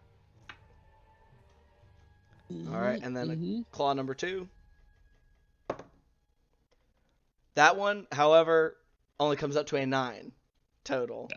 So misses. taking that second, the bite and that big claw attack, you are able to just kind of scoot off to the side as its other claw comes down, kind of sinking into the mud right around you. That ends their turn, bringing us to Bart. Well, Bart's gonna see friends on either side of him readily starting to get their Is there a particular reason you're glowing? I don't know. Probably because of the I have no clue. I have no idea. I just realized that your model glows by default for some reason. So He's turn it probably off. got a lantern turned on. He did. He had a torch on. I just couldn't figure out why. I'm not sure if I recall. Yeah, I'll hear Jakob call out Aquamarine and go to try and I'll probably start to look in between them and then like shit and run over to Jakob and hit him with a lesser restoration. Okay. Okay. So you run over to him and cast Lesser Restoration? Ooh, actually, you know what? I was right here, right? You were, yeah, I believe so. I am going to apply my emboldening bond and immediately dispel it to, at range, cure his Cleanse it. fear. Okay. Does that work? It's a magic effect, right? I mean, it works in the same way as Lesser Restoration works, is what we discussed. So it doesn't necessarily have to be a magical effect. So yes, it would effectively dispel his fear. Anything Lesser Restoration can get rid of, so can this. I'll use my action and bonus action to do that, and then start moving towards helping Gloob out to maybe get this troll to attack me instead. Okay, so you start moving over there. All right. That's my turn. Alrighty. That then brings us back to the top of the initiative. Jakob, you are no longer feared, having your friendly neighborhood cleric having hitting you. You all very briefly felt the familiar weight of emboldening bond settle upon you before it swiftly was whisked away within the handful of seconds. But Jakob, the fear you felt of Bart went along with it. Okay. I am going to Great Weapon Master this guy in front of me. Go ahead and roll it. Hell yeah, fuck him up.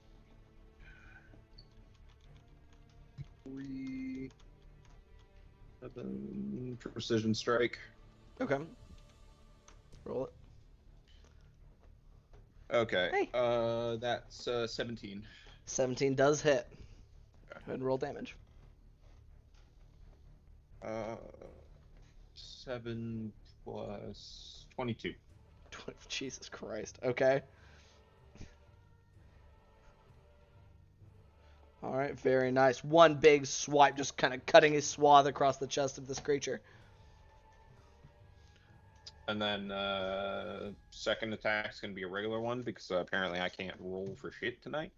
All right, go ahead and roll it. That's going to be a 19. 19 does still hit. Go ahead and roll damage. A 13. 13, very nice. Good stuff. All right. So that can be it for your turn. I am going to action surge and put in 2 more regular attacks on him. One of which is going to be a natural 20. Nice. Good stuff. Bitchin'. And the other one is going to be a 10. 10 does miss, unfortunately. Somewhat less bitchin'. Go ahead and roll damage on that crit, though. Good stuff. Almost max damage! Fantastic. So that's going to be 22 plus 5 is 27. Holy shit. Nice. Fuck him up. Very Hell yeah, nice. dude. He said, now you only get 2 attacks per round. I'm going to put this hand in my backpack. Am I able to add something to it? As we have already rolled damage, I'm going to say no. Okay. Oh, yeah, I forgot that. Yeah. We've already gone ahead and finished, so I'm figuring you were wanting to add, whatchamacallit, strike? Yeah, but it's fine. That's still a wallop of quite impressive proportions. So Jakob, coming out of that stupor of his fear, unleashed just a flurry of big strikes. The very last one just seeming as it throws up a hand in defense, just knocking it away, and what seems almost to be a fit of luck, just leaving these giant gashing wounds all over it. But you would note, you do see, especially with how big these wounds are, that they do almost immediately start to slowly close up. Okay. I'm going to second wind. All right, go ahead and roll it. Okay. Or for 8 total. Nice. And that'll be it. All right. That's going to bring us at the end of your turn, bring us to Julian. All right. Well, seeing as Bart's moving over to support Gloob, Julian doesn't want to leave Jakob without support. So we're going to move 5, 10, 15, 20, 25, 30. We're going to move there. Oh, God, it's so fast. We're going to move there.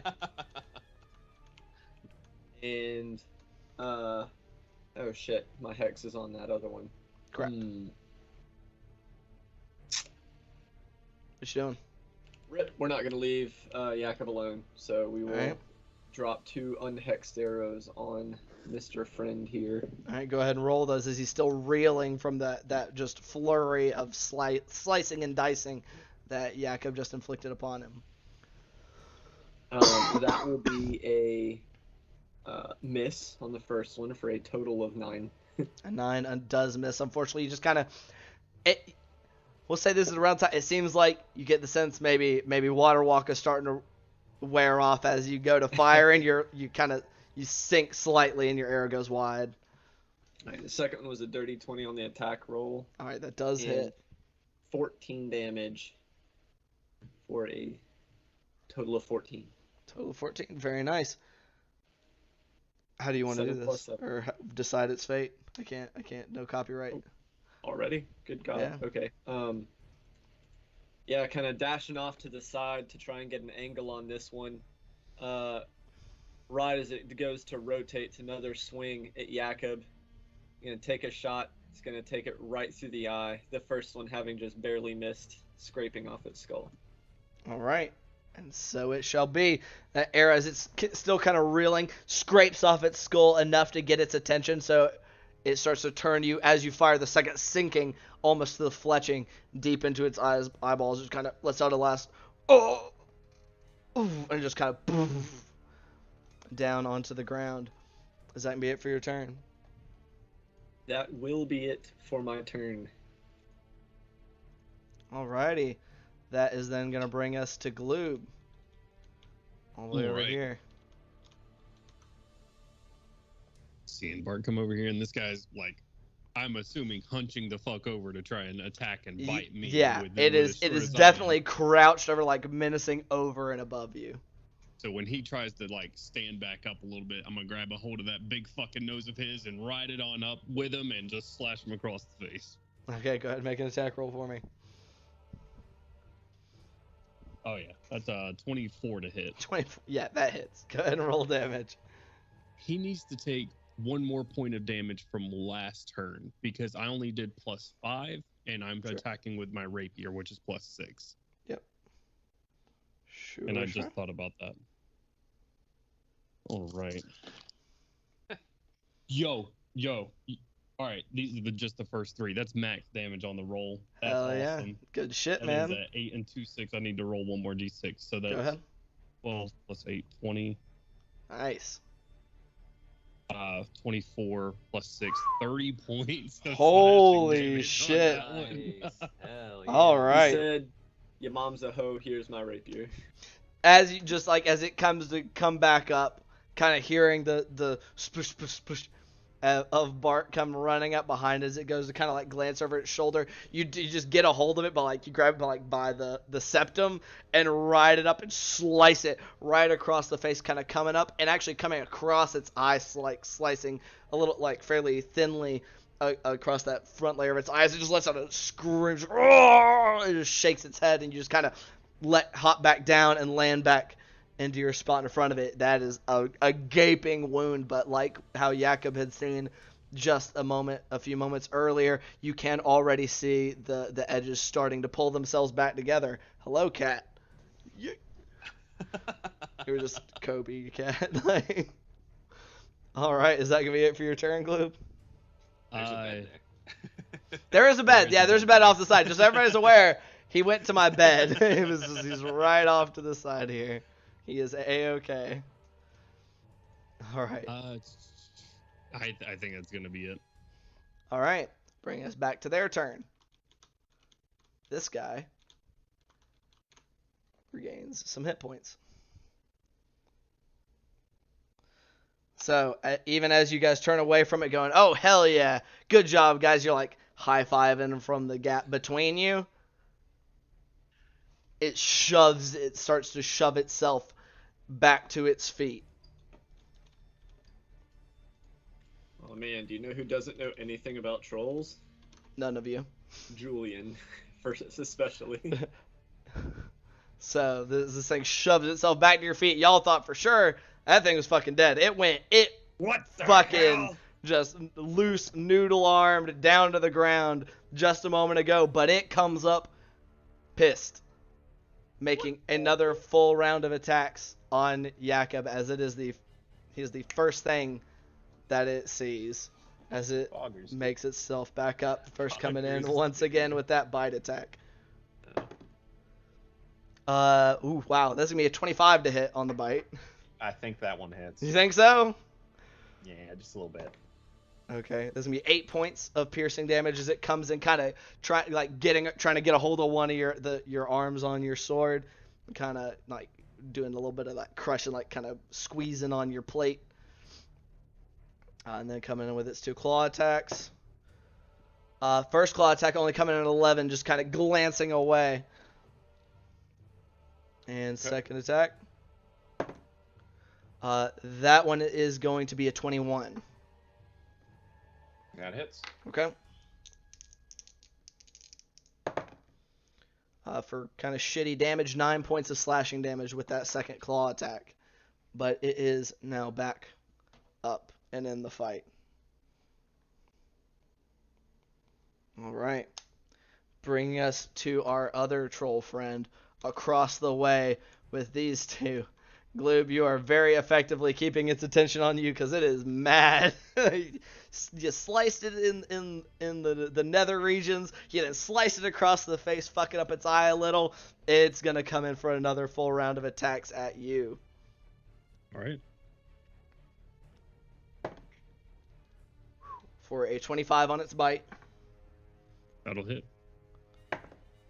but only 5 points of piercing damage as that comes in, still not seeming to get its full grip on your relatively small form, especially in comparison to it, before coming in with its 2 claw attacks. The first claw attack only clocking in at that's really hard, 13, so missing as you're able to just duck / sidestep out of the way in that first attack before the second one comes in as well. Just gonna do a little. Oh no! Bye. Add another natural 20. Here's my reaction to uncanny dodge. Oh my goodness. Whew! I don't know what y'all did to empower me for this evening, but y'all did. I appreciate it. You gave Ian all my mojo. Apparently. Okay, so that crit is to 18 points of slashing damage, halved down to 9. As you uncannily dodge, even as you feel like its claws start to sink into you, and like in that split second as they do so, you can feel it's about to cut deep. You're able to kind of pirouette a little bit off to the side, keeping it from sinking quite so deep. All right. That is going to end their turn and bring us to Bart. All right. Well, not pay attention to things behind me. I did hear a big old whopping thud into the mud, so that's probably taken care of. I'm sure. I'd say you probably also immediately, like not long after that, heard its roaring cry as it came back. It didn't come back up silently. You also heard a loud exclamation from Julian going, There's not a ton of foliage blocking sound in this area, so sound carries just fine. How hurt is Gloob looking between them legs? Not between Gloob's legs, but between the troll's legs. The line of sight. Gloob is bloodied? Sure. I'm just, if you're looking real messed up, or if you're looking okay. Yeah, I will proceed closer to this troll, and Alright. I'll use my full movement to get over here next to Gloob, because I can move through enemies like that. Yep. And I will hit him with a Cure Wounds. Just a little bit. Level 1. Level 1 Cure Wounds. Alright, go ahead, roll it. That's 9 points of healing to you. And I'll hold fast with my bonus action to do nothing. Alright. Alright, so ending your turn there brings us back. Face you towards Gloob. Your buddy. It brings us back over to this other side of this conflict, to Jakob's turn at the top of the round. You just saw this thing go complete, like sack of potatoes to the ground, but only a few moments later rising back up and unleashing a flurry of blows upon you. What you doing, buddy? I am going to hit it again, and let's see how this goes. Go ahead and roll an attack for me. It's gonna be a regular old attack. Okay. Thank God I went with a regular old attack, and gonna have to fucking precision strike that as well. Damn. Hey, that's gonna be a 17. 17 does hit. Nice. 13. 13. Even after it unleashes that flurry of blows, you just bring your sword back across kind of its throat area, cutting off its supply, and it once again just kind of slackens, collapsing to the ground. The best thing I can think of right now, because I only imagine this thing's gonna get the fuck back up. I'm gonna try to light a torch. Alright. Well, so I'm allowed to make 2 attacks per turn. Correct. I would have had to. Would that be a bonus action to light the torch? I'd say having to rummage around, get it out of your pack, and then light it. Also, are they on your pack or are they in the bag of holding? They're in my pack. Okay. I'll say rummaging around, having to get them out of your pack and lighting them, I would say would take an action. Okay. Would I be able to just get them out? Sure. I will say you can get it. You've begun rummaging around and like have your hand on the handle of one of the torches. Okay. That's it. All right. Ending your turn, that's going to bring us to Julian. Julian, you have seen Jakob just slice it across the throat, bringing like it seemingly collapsing down again, but after its first repeat performance, you're not feeling super confident. Yeah. He is not going to leave Jakob over here Uh-huh. because he doesn't know if the motherfucker is gonna get up again. But he will take another couple shots over at the hexed one over there. Sure. Go ahead and make those attacks for me. I mean, Julian doesn't know about trolls, so he doesn't know to use fire or anything. So that'll be a 19 on the first arrow 19 will hit. and a 22 on the second arrow. That will also hit. My goodness. Nice. 14 again. That's all I can fucking do is 14. That's very solid. I would not be complaining. Mhm. Oh, I spoke too soon. And 11. 14 and 11 for a total of 25. All right. Those two arrows quickly catching it in the back, sinking in nice and deep. As it kind of is looking down, kind of hunched towards your friends, and it abruptly kind of straightens up in pain as those both strike into its lower back area. Is there anything else you would like to do on your turn? Kind of like looking back and forth between the two. He'll kind of shout over at Jakob like, cut off his head or something. I'm gonna try to burn it. I don't know. That's what you do with dead bodies.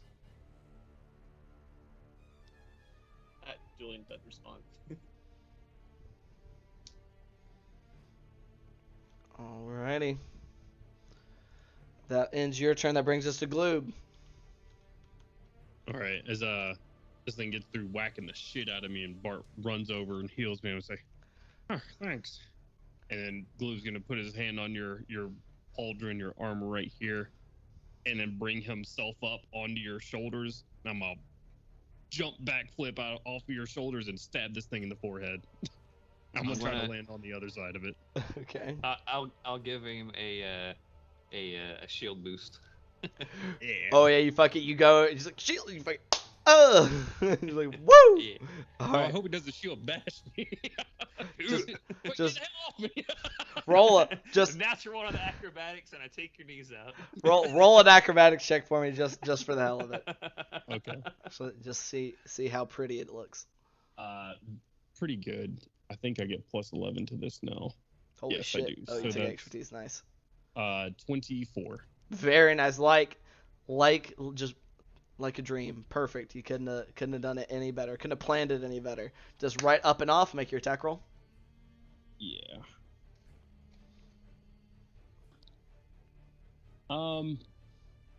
7 plus 9 for 16 to hit. 16 does hit. Go ahead and roll damage. Wonderful. All that flipping almost cost me. Oh, not so hot this time. 11. Better. 16 plus 6. 16 plus 6 is 22. 22. 22 points of slashing damage. All right, very nice. So as you kind of come up and put your blade through its head, it kind of, as it's just kind of starting to react to you, like it's bringing it, it's try to bring its claws up to swipe at you as you're in the air.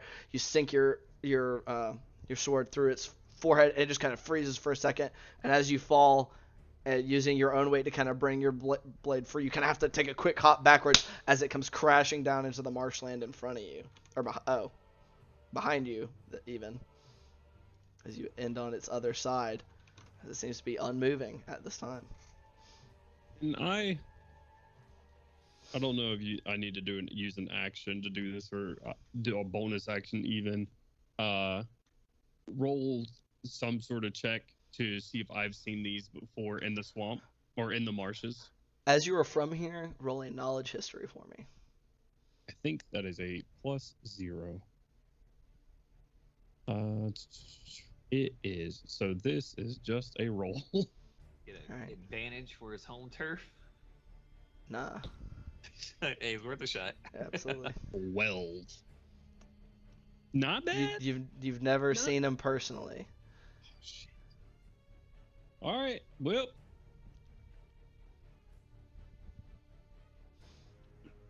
Just like that, the party played whack-a-mole. Whack Alright. a troll. That brings us to dude numero uno, who is again gonna stand up. Oh, As no. he just kind of, as his throat kind of knits itself together. Jakob, you're over there digging through your pack, and you just go, oh shit. This is bullshit. I mean, hold on, I'm gonna roll something for him. Nope. Also, nope. They are too dumb. At least at this time.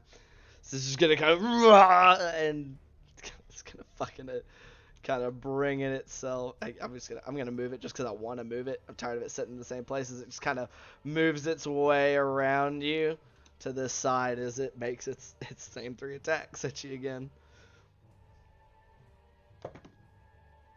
It's gonna be a 17 on the bite, which I believe misses. So your AC is 18. I'm going to use my last D8 to parry.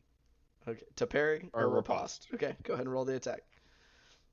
Thank God. 23. 23 hits. Go ahead and roll damage.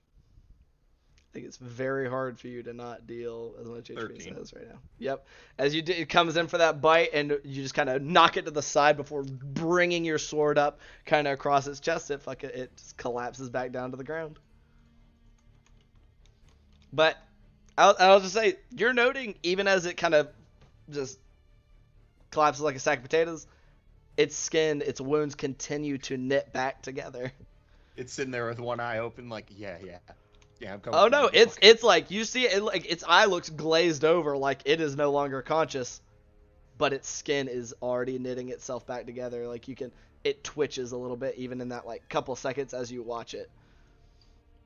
This one gets back up. And it fell kind of without facing you, so we're gonna give it a 50-50 on who it's more pissed at. Always high. Okay, so high as Bart. Unfortunately, that's a 2. Oh, no. So as it kind of like comes like Now you can't roll any fucking nat 20s, Ian. that was on a D6, so Oh. so Still, you can't roll any nat 20s. apparently that's a good idea. Play statistics for this session so far. But as it kind of comes like shoving itself to its feet, Gloob, you now see, as you're on the other side, you see Jakob, this thing push itself up over on that side, get slashed immediately back down, and then you have just enough time to hear this one shoving itself to its feet before it makes 3 attacks against you. It's gonna be a 25 again. Oh my goodness. Oof, that will hit. That's gonna be 9 points of piercing damage on that bite. Claw number 1. Thanks for them temporary hit points there, Bart. Woo. That's a 26 on the first That will claw. hit. I will uncanny dodge this one. 13 points of damage, half down to 6. Claw number 2 is going to be a dirty 20. Shit. That hits. Rolled much shittier on its damage that time for 10 points of slashing damage. Woo!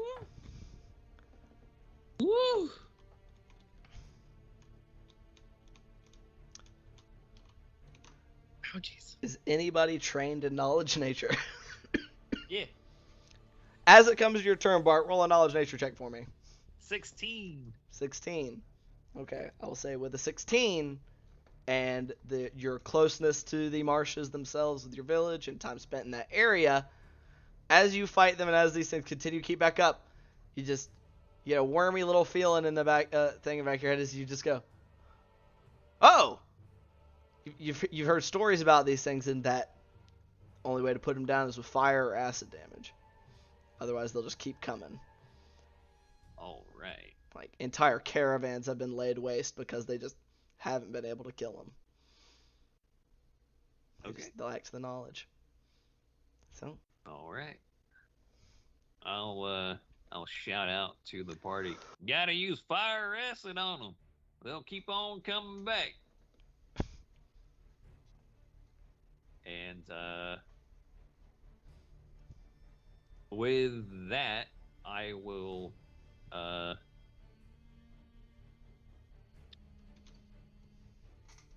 use my movement to slip on through this guy's legs to get back to Gloob Mm-hmm. and use my action to, if it's okay to do this, to reach into his bag of holding. Sure. And I'm just going to start grabbing as much oil as I can into my arms. Okay, so Get you're those starting to things pull oil. out flasks Yeah. of oil. Sure. Yeah, All right. just grab a bunch of them. I'll say you just got this with just your action. You've gotten like 3 right at this moment. You got 3 flasks in your hands. I can just hold them now. I can't actually like throw them on them. Yeah, I'll say it does. Even with a willing creature, you're still having to go in like to get if you're trying to get multiple. Yeah, it'll be taking your. Can I retroactively do that and change the order of events so I smack this motherfucker with a sacred weapon or spiritual weapon before grabbing those out? Sure. All right. Hey, fuck you! My natural 20 this time. Suck a dick, Ian. Jesus, why would you do this? Psych! That's- These aren't normal trolls. That's a 4 doubled to 8 for a total of 13 points of force Okay. damage. It does collapse. As you just kind of, the spiritual weapon kind of comes up and like as it's still kind of hunched towards Gloob, smacks it in the back of the head and it just kind of forward momentum is carrying it down into the muck. All right. And yeah, then I'm just And now you have proceeding- handfuls we gotta of use oil fire, flasks. Fire, come on. Yeah, it's just getting out some oil. I imagine that Gloob's ears are fucking ringing from the goddamn beating he Just just took whap, and whap. didn't hear what Bart just said. He says, "They're immortal. We gotta run." All right. Is that gonna be it for your turn, Bart? That'll be it. All right, And, that's then. yeah. Gonna bring us back over to here to this duo. Jakob, it is your turn. Wait. I take that back. After I get the flasks, I will move right there. No, I'm kidding. I'm not gonna fuck you. I'm good. That's fucked up. I'm going to grab out one of the torches and light it, which I'm assuming is going to be an action. Sure. At this point, they are both down. All of you will basically have opportunities. I think y'all should all have the opportunity to light these bitches on fire before their turn comes. Yeah. Okay. Julian would just be shooting him to keep him down while the others. So y'all are with a swiftness just go oil on one, oil on the like one's getting torched already, while one's getting oil thrown on it. And we'll say it's as the second you've lit this one on fire already. It's as this one is starting to get up again that a torch hits oil-soaked troll flesh, and it bursts into flames as it lets out one last kind of and plops back to the ground. Both bodies just not a blazing inferno, but well charred. Yeah, Julian is no longer a trusting person, and he's still gonna cut its head off after it's burned. What are you cutting its head off with, out of My curiosity? scimitar, just Roll a strength check for me. I'll take 20 on it. We're taking time here. Okay. I will. That'll be a 13 on his What? strength check. Hold on. Just let me. Yeah, I'm gonna after the first couple of swings. He's just sitting there hacking away at it. Julian, let me He give ain't, it a he ain't shot. like screaming and going crazy. He was like, gotta make sure. It's like you ever hacked away at like a big tree with a machete, and it's just like Yes. that's you right now. Yeah, It's a because, struggle. Let me open the jar of pickles. It's okay. So- I got this. Even as he does that, and I go, just give me a second. Let me do Let me try. I start doing it and chipping away at a tree trunk with a small axe. I'm like, oh, I see what you mean. Oh, But it's a little hard. Julian is determined. He's never seen these things before. They wouldn't die, and he's convinced you gotta cut off the head. y'all spend a couple minutes between the two of you, slow like hacking away, just awfully, just viscera everywhere. It's disgusting, but you eventually remove its head. The other one has not moved this entire time. Safe at last. And then he walks over and gets to work on the other. Yeah, I was gonna say you want to go do that one too. Yep. Okay. Man, this is really peculiar. I'm pretty sure these are trolls, right? But I remember being told a story. They're supposed to turn to stone in the daylight, so I don't know what's going on. These must be Never some heard type of it. weird trolls. Gonna cut off the head. Yep. I mean- Fire on his head.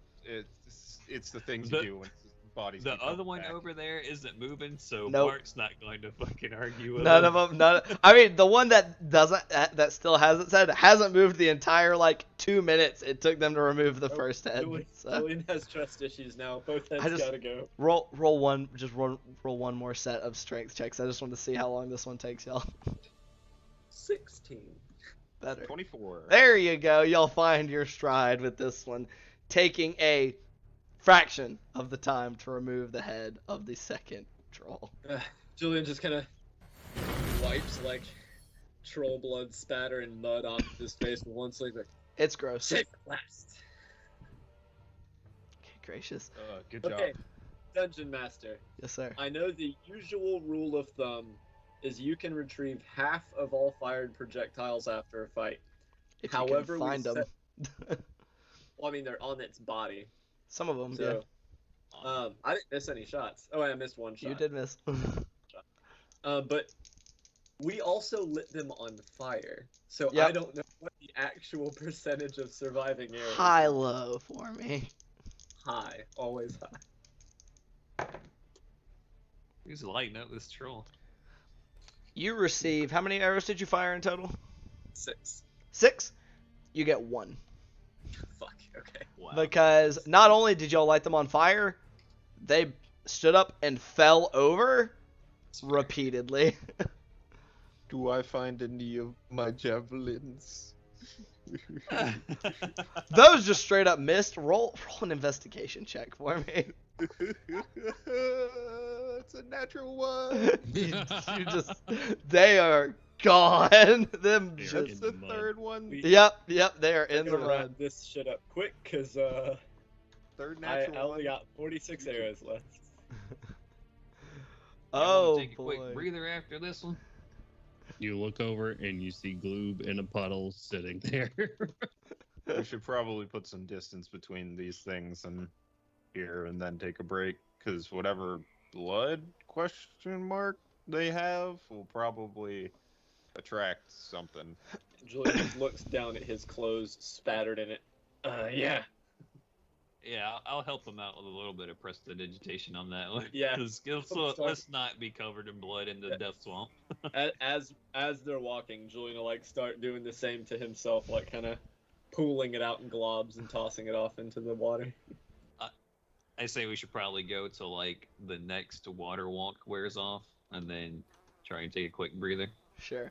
So, and as y'all begin moving yourselves away from the site of this attempted troll ambush, big brains on those guys, large noggin. Hey, slapped our shit a little bit. We will. That is where we will take our break as well. Oh shit. How There goes. convenient timing. So we'll be right back, guys. We're gonna take a quick 15-20 for some refreshed drinks and whatnot. So don't go anywhere. We'll be right back to continue with this second half of the session. Bye. And good evening, everybody. Hello. I'm gonna cough again here in just a couple seconds. Welcome back. Welcome back. Welcome back. Disgusting. Shut the fuck up. Trolls aren't dead. They're back. And there's 2 more. Fire trolls. 4 Make me trolls. fire now. 4 trolls now. 1 per player. Get it done. Good luck. They are now the headless trollmen. It's not a bad idea. Anywho, welcome back, everybody. We're here once again to I chucked my shit across the room to do the second half of this Ghost of Saltmarsh session. So, if you were not here for the first half, our party so far has begun their journey into the marsh, greasing up with insect repellent, as you do, and beginning to make their way through the not so pleasant, slightly less unpleasant marsh due to Bart's castings of water walk, which allows them to not have to squelch through the mud. But things went well the half of the first day in which they had to travel, and were going pretty well on the second day until they were ambushed by a couple of trolls that resided here within the swamp. A brief but bloody skirmish resulted in them learning, or Bart remembering at the very least, of tales of these beasts being susceptible to fire and acid in a way that would prevent them from continuously regenerating and trying to eat their assholes. So, oh yeah, I said what I said. Being able to apply some fire to these beasts and put them down for good, Julian and Jakob taking the extra measure of also removing their heads, they then moved on a little bit before settling down to take a short rest. So, as y'all settle down to take this short rest, if y'all would like to go ahead and do so. Is there anything you would like to do during the short rest? That was pretty wild. I never seen something just get back up, and it wasn't like a zombie or something, you know? And we only saw zombies those couple of times. I've never seen anything get back up, so... Yeah, usually when I cut things down, they stay dead. Especially when you shoot him in the eye like that. Julian looks like particularly non-fucking plussed about that whole thing. Well, they're gone now. We got them in the end, and we're pretty Because we alright. cut off their head. Yep. Like Yeah. I said in the first place. Burning and cutting their heads off, that seems to do the trick. Ugh. I still Yeah. don't know where I got that whole sunlight thing, so I'm just confused about that. I thought we were trolls to begin with, and I'm like, it's broad daylight, they can't be outside. But I don't know. I guess that one's just wrong. Maybe some type of book about trolls? I mean, I'm sure we should probably read more anyway. I hadn't read nearly as much as I used to since, journeying out on a trip. I've been reading a lot recently. I'm gonna reach into You Gloob's bag of immediately holding get a thing. side eye from Julian, just like, Don't notice. I'm reaching in the bag of holding it, and I'm gonna. Here you go. Should Are you check giving this me book out. The raunchy book? Oh yeah, I'm giving you my The erotica. porno. All right, sure. What, does it have a title? Ian. Oh, good lord. yeah, Dungeon Master, what's the title of the book? What's the title of my smut?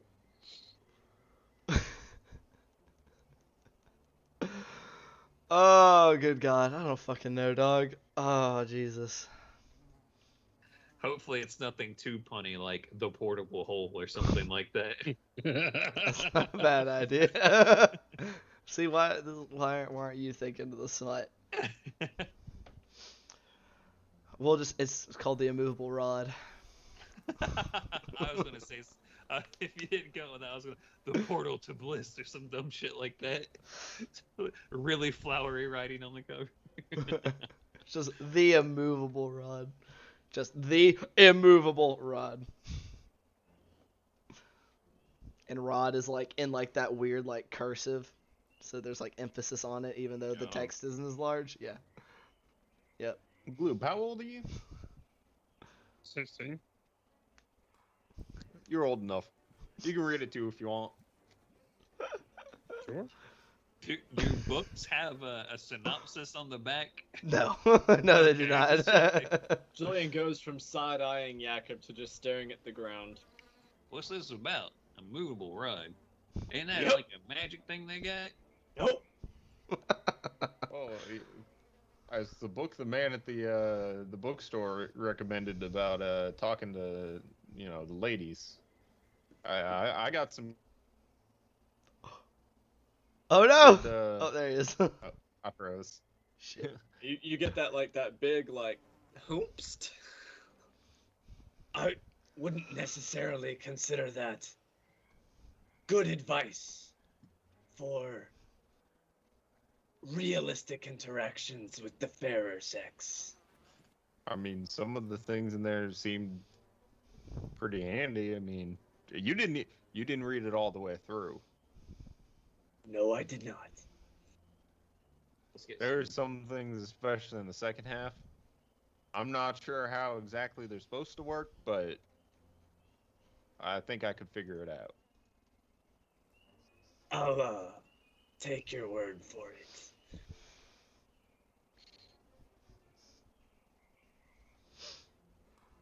I'm lost. Julian does not fill you in. So I'm just going to open up to a page in the book and just random, in the middle. I roll a 44 percentile. Am I looking at the middle of an act? DM. It's very hard not to be. Jesus. Okay. It's just as you open it up and you see why it's called the immovable rod. Yeah, he's next time you make eye contact with Julian, he's giving you that half-lidded, fucking told you so look like. You're just reading. You just even from his position chained to the bench within the cell room, you're just like, oh, it goes downhill really fast, or uphill depending on your perspective. Really perturbed by it at all. He's kind of more giving it a critique of, well, I mean, even humans with bigger limbs, I mean, they're not that limber. You can't get behind somebody like that and do it in that kind of manner. They just don't work that way. Hardly a realistic depiction of romance. Right. And even then, I mean, how long have these people been married? Well, I don't think they ever talk about getting married in any of these books. Marriage was not specified. Maybe at the end. Nope. That's not going to happen. You know what? I bet you it's in the next book. We're gonna need to find that. Continue our The next book is the portable hole. The next book is the portable hole. That's the second one in the series. It's actually called Her Portable Hole. On the back of the fucking page, the last page, just see. Same author. Yep. All right. Now my brain is getting full of the worst D&D smut name.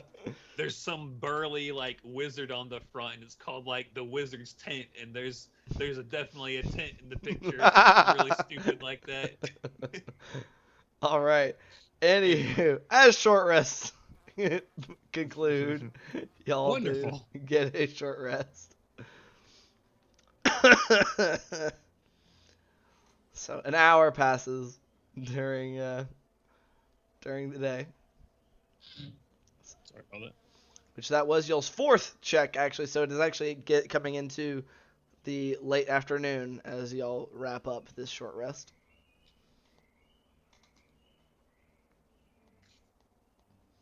We need to do one more check. There'll be one more check for the day. So who would like to helm the fifth and final check of the day? I was going to try and do an insight check to make sure people are doing all right after the fight, and people seem like they're kind of straggling a little bit or not feeling right as rain, trying to just give them probably need to go ahead and re-up this water walk and go ahead and take a little bit of a break, maybe extend things out a little bit. Sure. Go ahead and roll an insight check for me. It's a 16 plus 8. Okay. 16 plus 8 will result in a success. A total of 24. So, take a look over, everybody. Maybe suggest some more frequent breaks as y'all go through the last little bit of the day. And that will end the first full day of y'all's travel. So, bring you once again to the evening. Y'all find some relatively suitable location to put up the dome. I'm not gonna have to make us go through that same rigmarole every evening. So, is there anything anybody would like to do in particular tonight? No. Second verse, same as the first. Yeah. Yeah, just staying up watching. All right. Same order? Yeah. All right. I think our order's kind of like set in stone by this point. You never know. Go ahead and roll it for me, Jones. Gloob. 17. 17? Yeah. Your portion of the night passes without much to comment upon. Julian. All right. Overwatch owl.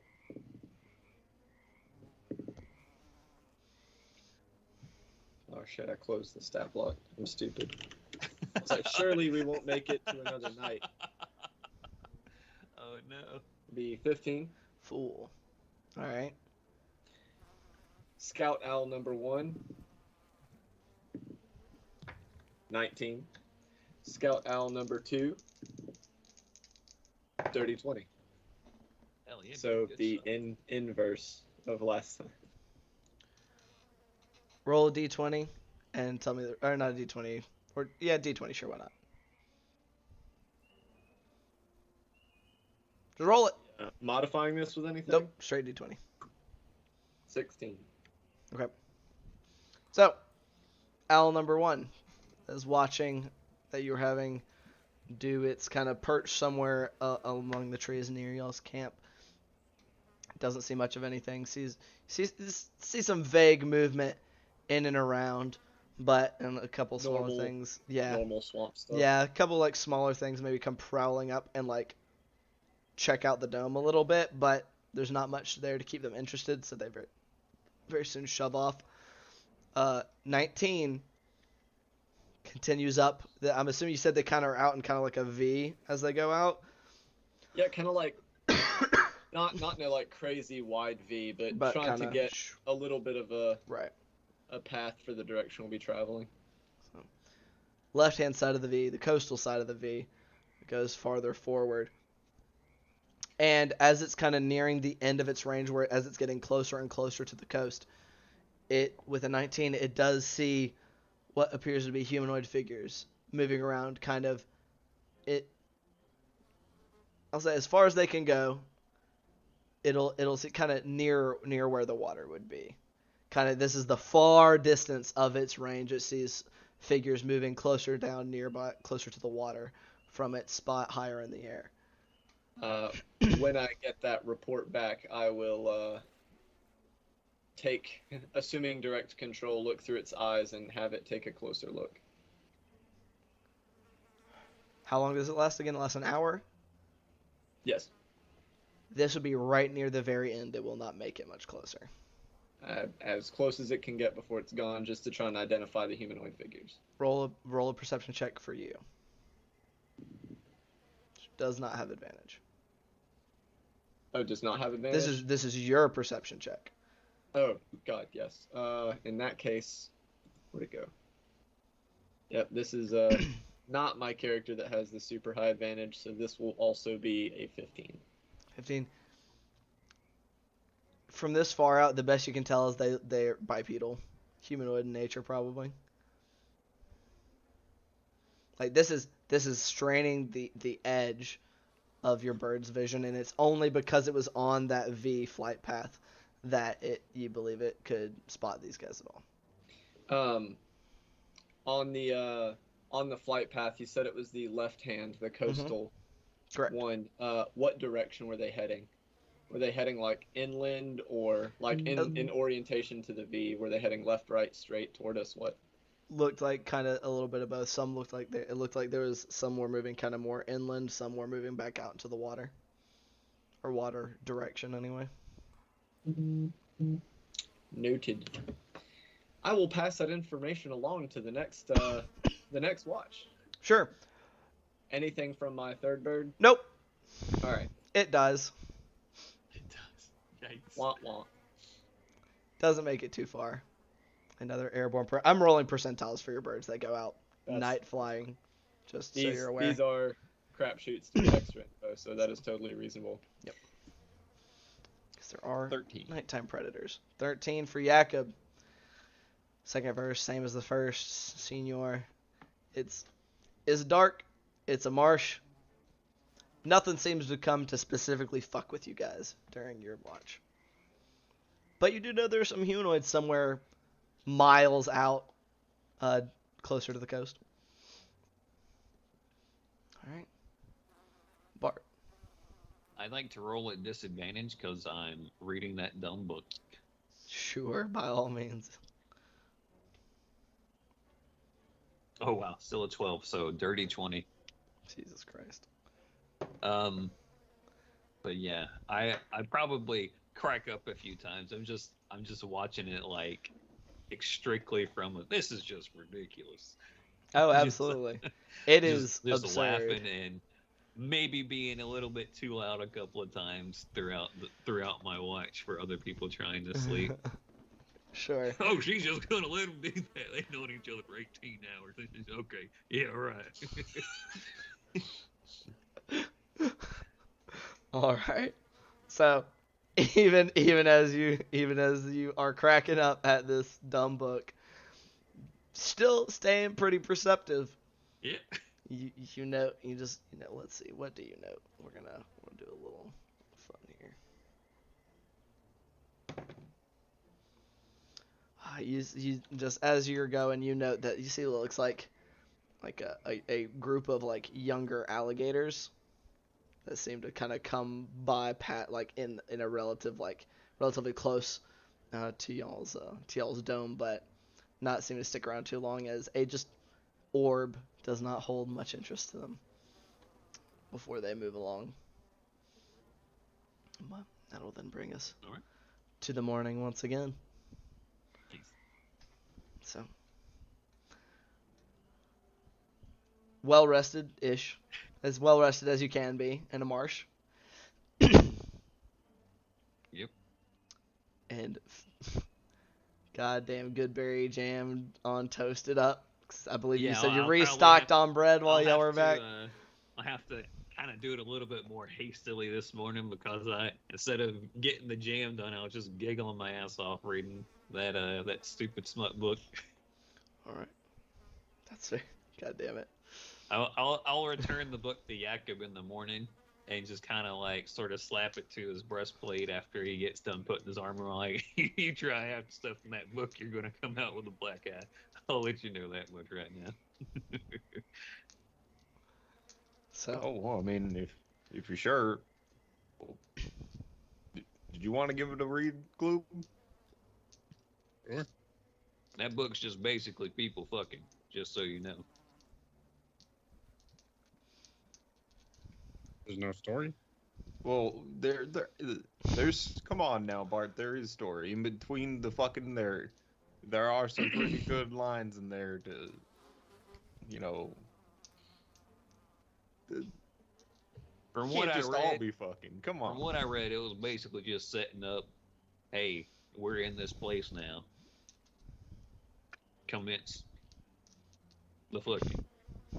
If you want a story with good romance, I have better selections. It's a good story, sure. Excellent. I don't really care about the romance part of it. And I mean, if Julian looks immediately crestfallen. Oh.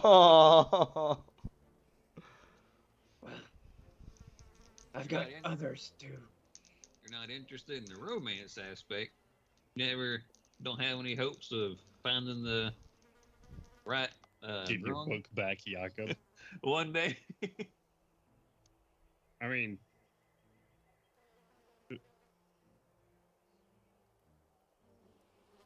why aren't we walking? All right. Hey, I mean, I you don't got to talk about it. That's okay. All right. The good berries on there real quick. I'm like, all right. Okay. So, who is helming the first check of the day? Oh god, what have we done? We've done survival, perception, athletics, insight. You know what? Y'all aren't gonna get punished really punished for doing this multiple days. This is multiple days of travel. This is also, the more I'm doing this, the less I'm liking doing it every day. So we're messing with the system as we go. Gotcha. I would like to go first. Sure. What would you for it, like to dog. do, Yakum? I would like to do a perception check to just keep an eye out for more of those flowers that tried Sure. to poof into Bart's face. Yeah, I guess that's a poof. Yeah. What's up, buddy? Did you roll a natural one I already? need you to roll that D4. That's fucking. Oh, God, shit. I fucking love this. This is the best thing ever. I feel like It's like my like you could favorite really- thing. you could really just ask Ian to give you another one of those for Christmas as a free birthday. Or a free Christmas present. Yeah, his birthday for Christmas. Oh, this is a necklace to give your daughter a high five. Jesus Christ. So, as you just your daughter just begins to ask incessant numbers of questions about the about y'all's surroundings, and it is incredibly distracting. You have disadvantage on the next attack roll, ability check, or saving throw you make, and there's not a time limit on it. I mean, as she be talking, I'm gonna be answering. And they're like dumb kid questions, like, where did all this mud come from? Wait, why are all the trees so, like, why are they look sick? Are the trees sick, Daddy? Are they, like, and just constant rapid fire little kid questions. After like the 10th one, I'll be like, yep. He's just Goddamn. Blue would hurt Yaka's feelings if he could hear these questions. What are you, 8? Don't you know how to shoot a bow and arrow and kill things by now? Oh, what do you mean, where does mud come from? Why is it everywhere? How come y'all aren't sinking into the mud? Did you guys die? Like, just sudden panic of like, did y'all die when she wasn't looking? Like, do y'all float Julian's- now? Like, Julian's nodding along like, yep, this tracks for kids. you can't hear this shit. No, but the way he's reacting. Oh, is like, okay. Yes, mud comes from water and dirt. Yeah, but Like like, after why a is it? few, he's Why kinda is like, it everywhere? Why is it everywhere here? Like, and just incessant. Yeah, that's not a success. That's not a success. And Christopher, I think it's a success, even if we don't. if we don't. Christopher, I would like you to make a Constitution saving throw for me. Oh no. What the fuck is going on with my rolls tonight? Is that another one? 14. 14. You take 3 points of poison damage as a tiny, like, regular-sized snake bites you in, like, the Achilles heel. As you were just standing there, like, you had to take a second and tell your daughter things. And so you just don't notice it slither up and just, it just gets you right in the thin part of your boot. Ah, mother. Ow. And Do then I very, see this? it very promptly slithers away. I mean, yeah, probably so. Y'all It looked like he take out stopped the right boot, next to where it was resting, and it fucking scared it, and so it bit him. Yeah, I take your boot off. Yeah, I can't let that poison get in me. I know that's a venomous snake. All right. Boot off. Hold him still. No. You can get the venom out of it. You just gotta kind of suck it out. I don't think that's. I don't Yeah, think that's yeah. how that works. Yeah, I'm just gonna dive right in there. Just take the hat off and just lift up your foot. Come on. It's going through your whole blood system right now. Let's see. Julian's watching this whole thing with just a look of abject horror and confusion. You know, my foot it's smelly foot, but it's not as bad as it could have been. Also, Yeah. I'm just like, what the? You're gonna cut my foot off? Insert That's it. Gloob That's an old looking at wives' this. tale. Gloob looking in this scene, going, "Is this romance?" The fucking butterfly meme. I started laughing so hard I started coughing. Holy shit. Whew.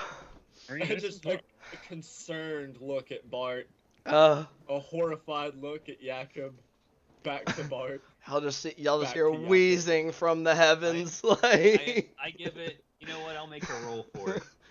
Or Uh, roll a d12. uh, I give the back of your ankle 10 good sucks and spittles oh, of venomous. Julian rolls God. a survival check to figure out if that's what you're supposed to do for poison, and I got a 25, and his look of horror just redoubles, and he's like, Okay, for chat, it's not on his foot, it's on the back of his It is. ankle, it's like okay? on the on like his the toe. Achilles heel It's area. not on his fucking toe. It's on his You get big the fuck toe. out of here. It's on his big toe. Get the fan art going, guys. I'm Well, just I gonna know- Well, you end know, the Bart. session. We're done. I'm done. I I can't read do something this. about this in that book. Rocks fall. Everyone dies. Campaign's over. I can't fucking do this anymore. it's just the Bart no, a little too late from Julian. Oh, god damn it. No, it works like that. That was I got bit by painful. snakes before. A couple of times when I was little, over the No. years. You gotta suck the venom out or you'll get sick. Whew. By the way, I did roll a 3 on medicine Just- check. This is absolutely what came from it. Just never mind. It's Yeah. It's I'm nice. just gonna go, I mean, he's the one who heals us all the time, so I'm gonna trust him. Your the back of your foot has been sucked on. Not words I expected to say anytime in the near future. So, Jesus fucking Christ. Julian like looks around to see if there's any like natural herbs or roots that would actually help with poison while this is going on. No. I'm fucking, everybody's getting punished for that fucking natural one and what it came of it. I am horrified and disgusted right now. That's what Y'all I don't was- get anything out of this. Julian had to put in some effort. He just looks around like, Nope. whatever, I guess. Nope. Jesus God. Oh. Somebody please take the next check. All right, Julian, especially Oh following that my absolute lord. fucking tragedy. Oh, I'm in pain. Julian is gonna make a performance check to tell uplifting stories, maybe comedic ones, to try and keep everyone's spirits up as y'all are traveling for multiple days through this horrific, depressing swamp. Sure. Go ahead and roll it for me. So people like, everyone's damp, Just everyone's tired and dirty.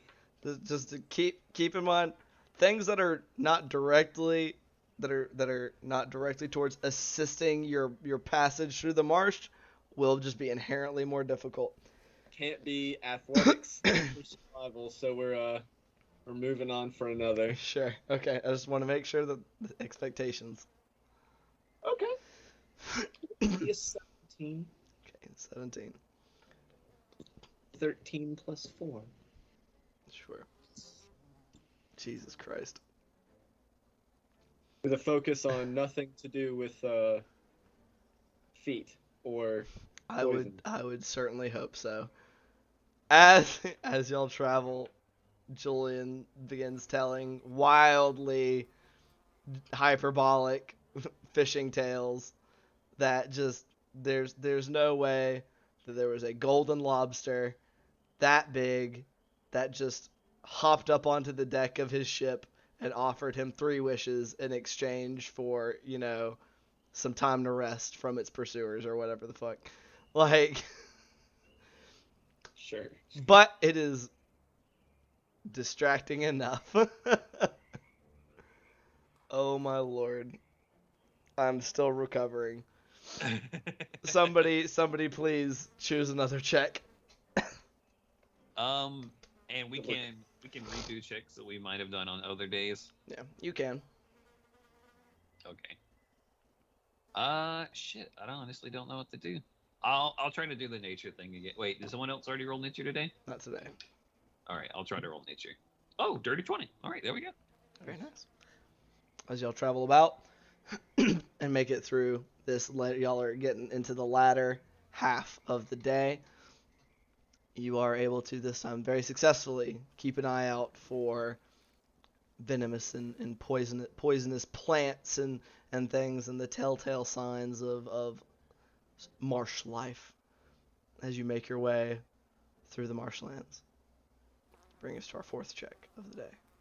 Gloop, what would you like to do? All right, you can tell me what this will be. I'm aiming for sleight of hand or acrobatics, and let me tell you why. Okay. You know, we're gonna what I'm gonna be doing is right behind. Gonna catch some flies.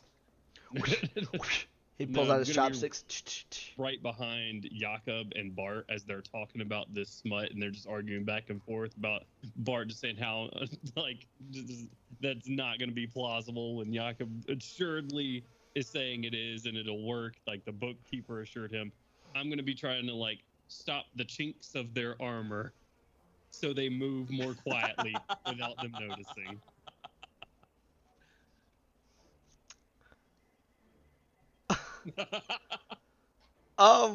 Sleight of hand or acrobatics? I will definitely say that's gonna be a sleight of hand. All right. This is gonna be very difficult. Oh shit. Well, gotta try something, I guess. Sure. Fuck yeah, bro. That's a natural 19 plus 8 for 27. Okay. So with a DC of 25. Oh shit. That should be a screen cap. Oh. Yeah. Oh, we got him. Oh, there he is again. You froze like 2 times in a row. Yeah. So, I was going to say, with a DC of 25, you do succeed on... Weirdly as it is, at making their armor quieter as y'all walk through the swamp, through the marsh. Wonderful. Oh my god, this has broken me. Oh god. Okay. I would like to do the last check of the second full day. I don't really know much more I could do. I could try to do another perception check, or do you want to try it? Has someone done survival today? I did perception. Yeah, I did survival the first 2 days. Sure, I'll roll. I'll try to do a perception since I have advantage. Sure. Yeah, 14 and a 15 on the roll plus 8, so 23. 23. Okay. So, being on the lookout for things that go bump in the night. Good God, I cannot find a good place to balance my iPad. Bump in the day, bump in the evening, I guess, is more accurate, as this is the fifth check. With a fifth check, a fourth success of the day. As I'll go moving along with a 23, Bart. As y'all are kind of nearing the very end of y'all's day, and when you're normally starting to look around for a place to camp, you just notice kind of off a little farther through the marsh, and only because it's so unpopulated with tree life and stuff, you see movement out that way, southwest towards the coast. Uh-oh. Yeah, I'll let everyone know immediately. Hey, there's something over there moving. I'm not sure what it is. It's just kind of caught it up in the corner of my eye. And as you warn everybody, you take a moment to focus with a 23, even as far away as it is. You focus. Yeah, that's people of some kind. That's humanoid movement. Too far to make out details of them, but it definitely just with the way, like the movement. That's something on 2 legs, or things on 2 legs. Should we? Can y'all see them? Like way on over there? Roll some quick perception checks for me, the other 3 of you. Hey, that would be a dirty 20. Okay. 10? 8. 8. Unfortunately, Jakob and Gloob, y'all can't manage to see it. Julian, however, you do. You notice it same as Bart. You can definitely see the movement and that it's humanoid of some shape or form, but it's far enough out there that you can't quite make out details. Is it kind of the same distance or same direction as the This is ones I towards the saw in the coast. night? Yeah.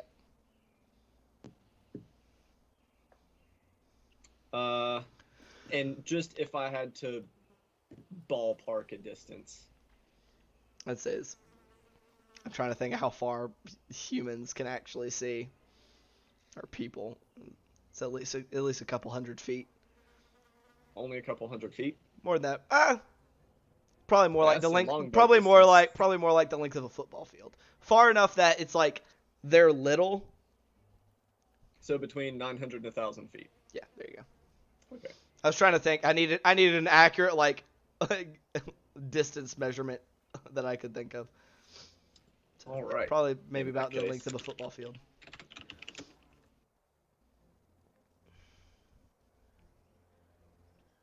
Yeah, there's the same things you saw last night. I'm about to find out. You want to sneak on over there? Nope. He is going to. Few mutterings. Actually, 1 second. I'm unsure about something real quick. Things are loading super slow. Ah! Yeah, that's not what I wanted. Damn it. Are they moving toward us, away from us, left or right? They seem to be moving kind of in a opposite parallel of you guys at the moment. And are they hustling or? They're moving. All right. Not at any particular rapid pace, kind of at a traveling pace. If everyone else is okay with it, Let's wait for just 1 second. I'm gonna get eyes on them. it will start the eldritch mutterings in primordial to beckon the local predatory spirits to get eyes on these guys. And out of curiosity, are y'all just hanging out, or is anybody hiding? Yeah, I'm I'll gonna probably hide. get a little bit lower in the grass, I guess. All right. Everybody roll stealth checks for me. Hell yeah. 19. Dude, what the fuck is this shit? I rolled a 20 and a 1. Very nice. Reroll So, the 1 to a 4. if we're for a total of. 6. Hey, twins. So we got 2 6s for. Yep. Oh god. So I got Jakob at a 6, Yep. Bard at a 6. Is Glue. mine at advantage or no? This is visual, so no. Okay, then that is a natural 1. Plus 11 for 12. Okay. Wait, would mine not have been at disadvantage then? Your armor still hinders your ability to hide. Okay. It is shiny metal. I'll say that those apply to both visual and sound based Gotcha. checks.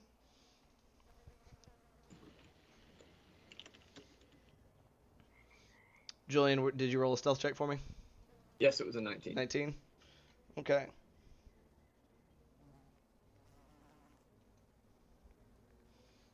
Okay.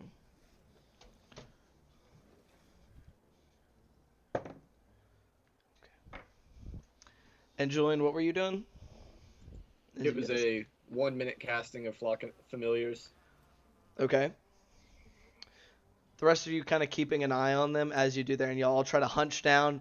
Gloob, you just is just a nice a branch that looked like it had been just sitting in the marsh for a nice long time. You didn't even think anything about it, and you went to put your weight on it as you went to move, and it turns out it hadn't been there very long. It just lets out a very sharp crack as you do so and you guys all do notice the figures stop and start slowly moving in y'all's direction.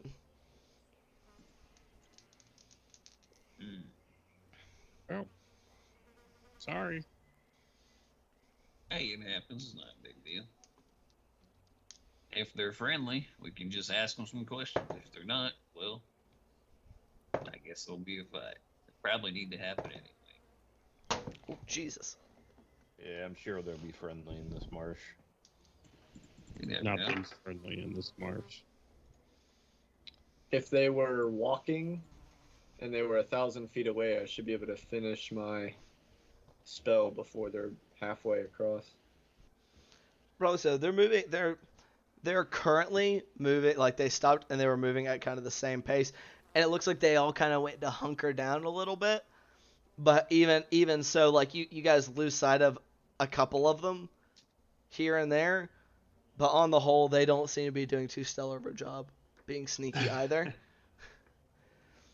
But as they get closer, and I'll say they start covering the distance.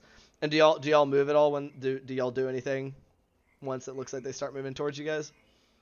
If there is anywhere else to hide, Glue will go off to the side somewhere and try to re-hide somewhere if he can. Okay. Also, Julian was casting a spell, so he Yep. has to finish that. if I get another round of perception checks from those that are not Julian, because he is actively casting a spell I would go to the front and try to. as they are getting closer. 15. 27. Holy shit. Okay. And just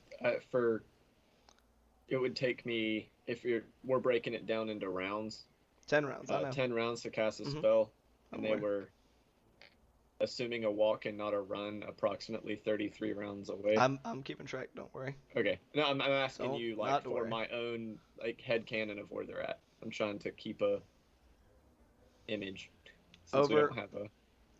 Over the course of your because they start moving faster after a little bit. So and they were moving. There was a couple rounds before that Ivray got noticed.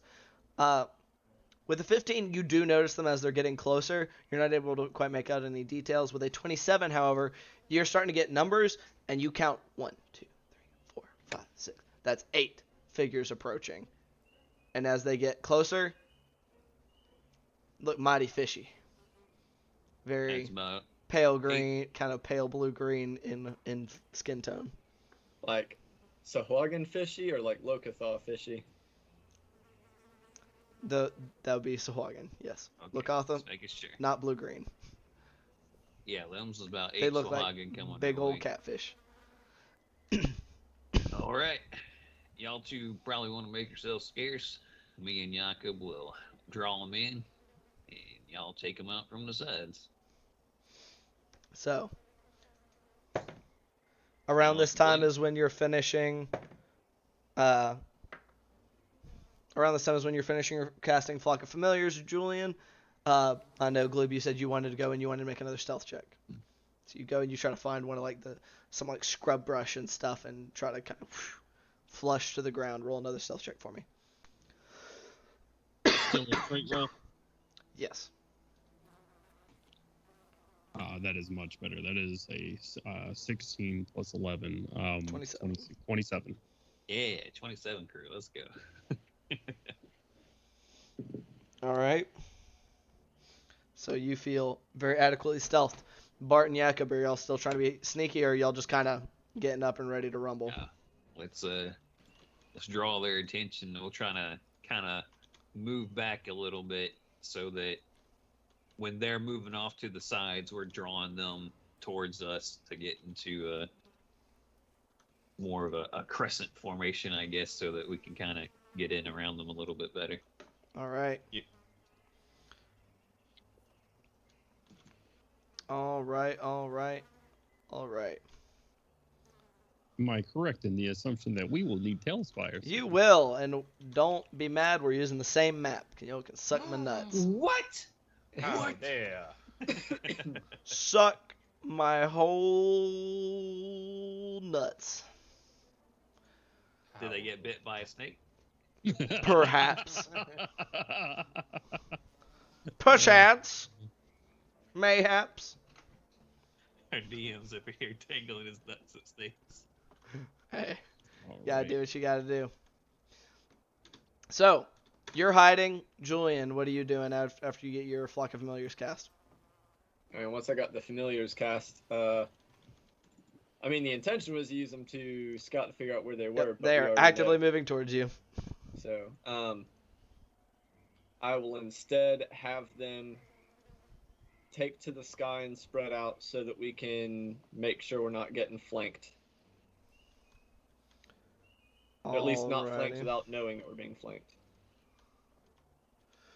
All right. And then prepping for battle.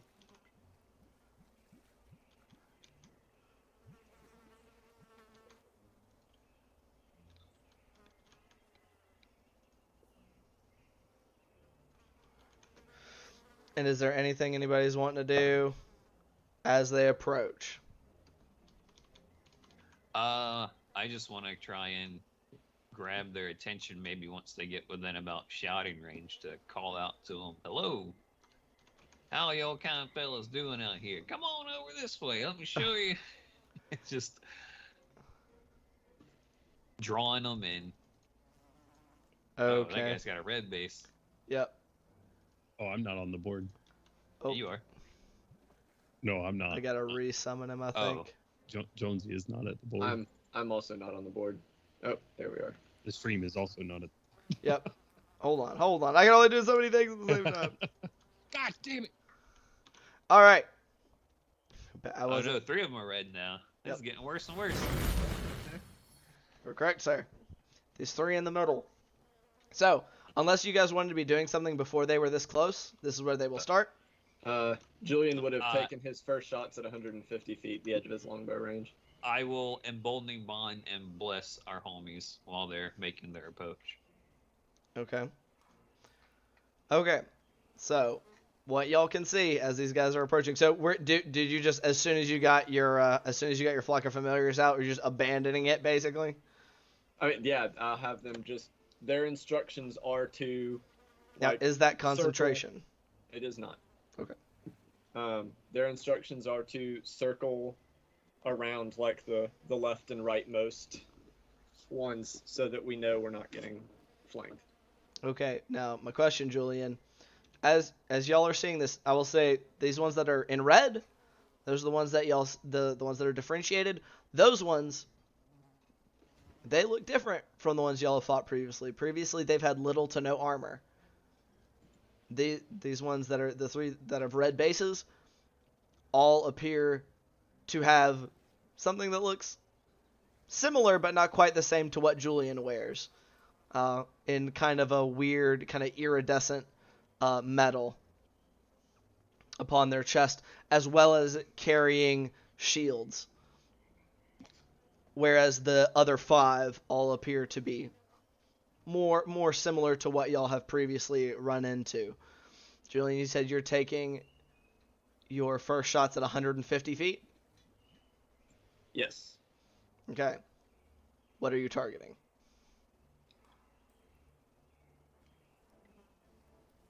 One sec.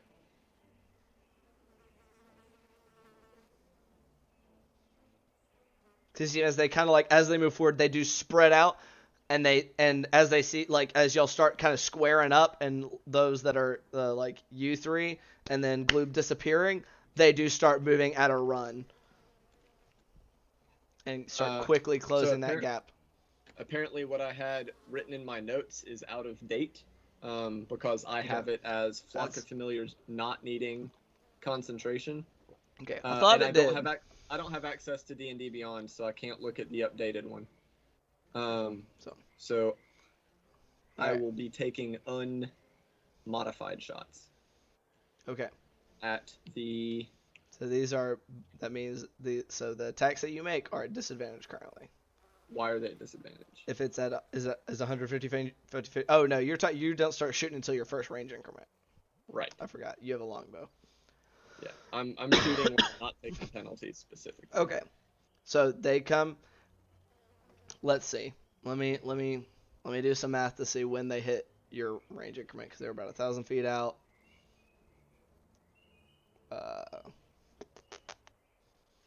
They covered about 300 feet is when y'all saw them, and basically they were able to start seeing you guys and picked up their pace. So 10 rounds, started moving at 60. I'm gonna say they is like on their turn as they move 30 feet in, so they're now at 120 feet. Is that it hits their turn? Basically, their turn would end, and so you would take your first 2 shots. Who are your targets? On the board, the one that will be leftmost. So the non-red one. Like Your just the regular left. grid. Your left. Yeah, my Or my character's left. left. Okay. Or hold on, he's not facing the right direction. So There we go. Now his left. this side. This guy. Yeah, yeah. Okay. Make 2 attacks. 15 and 16 on the dice for where the fuck are my actions? 14 on 1 or 14. Jesus, 15 and 16, not 5 and 6. They're both in the 20s. Okay. Those will hit. Go ahead and roll damage. 14 and 15 respectively on damage. 14, 15. First one hits it. It staggers. Second one takes it out. That leftmost one on yours is down for the count. And would I get another volley before they close? They close to within 60 feet of you guys. Is there anything anybody else is wanting to do? We're gonna roll initiative after these 2 shots. Yeah, I was saying I was going to cast Emboldening Bind and Bless. Okay. Those of you that are getting that, go ahead and remember, keep in mind, keep those D4s. Once they get to 60 feet, I'm gonna throw a javelin at one of the red ones, just a regular one. So that will be at disadvantage at 60. Yep. So they close to 60. You're firing your 2 shots. You're throwing a javelin.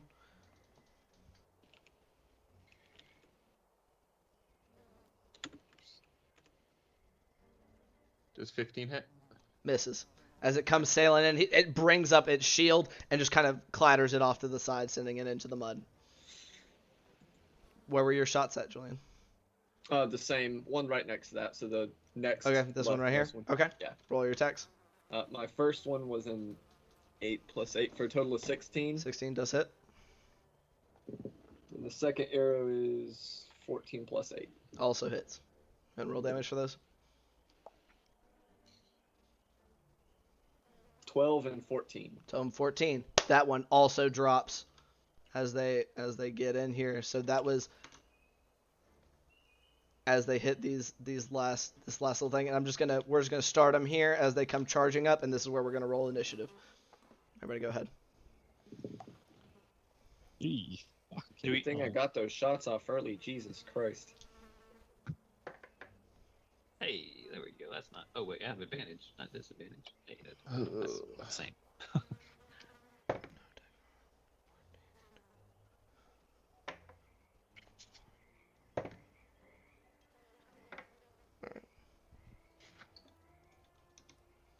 All right. So, 25 to 20. Oof. 20 to 15. 18. 18. So I got Bart. Just kind of gotta get my shit erased so I make sure I'm looking at the right shit. So we got Bart at an 18. Okay. And that was 20 to 15. Okay.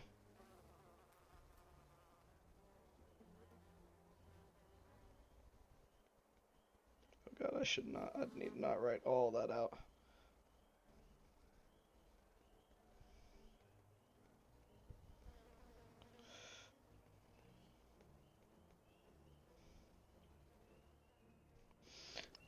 $15 to 10.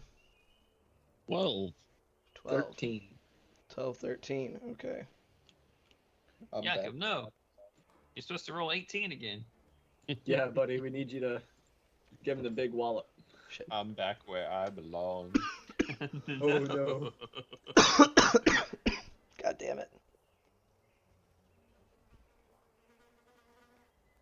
Oh. All right, so I had 13 for Julian and 12 for Gloob. Yeah. Okay.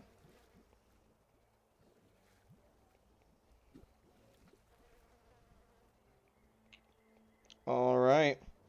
Jacob, what's your initiative, buddy? 8. 8. Okay. All right. bringing us to the top of the initiative of Bart.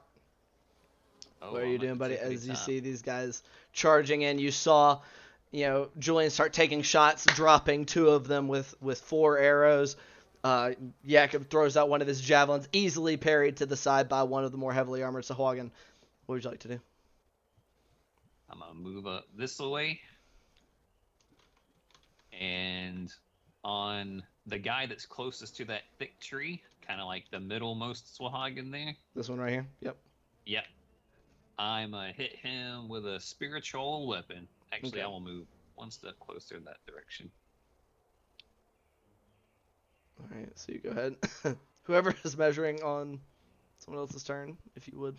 Thank you. I'm assuming a 24 hits. 24 does hit. Yeah, go ahead and roll damage. Right. He takes 10 damage, 10 force damage. All right. Very nice. It you hit it and smack it, and it kind of lurches and stumbles a bit as it continues running forward. And then I would like for it to make a wisdom saving throw. All right.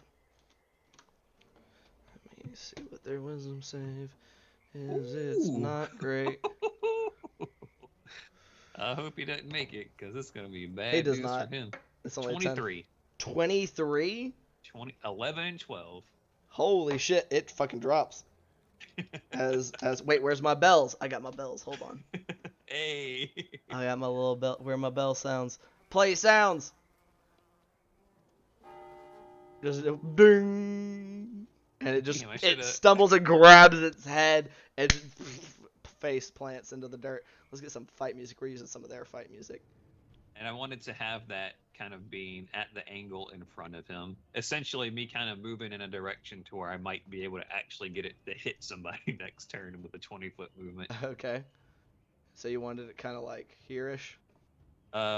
1 to the south. Like here? Nope, that's not south. That's northwest. You can pick this up. This should be assigned to you. Okay. Oops. There we go. All right. Is that gonna be it for your turn? That's my full turn.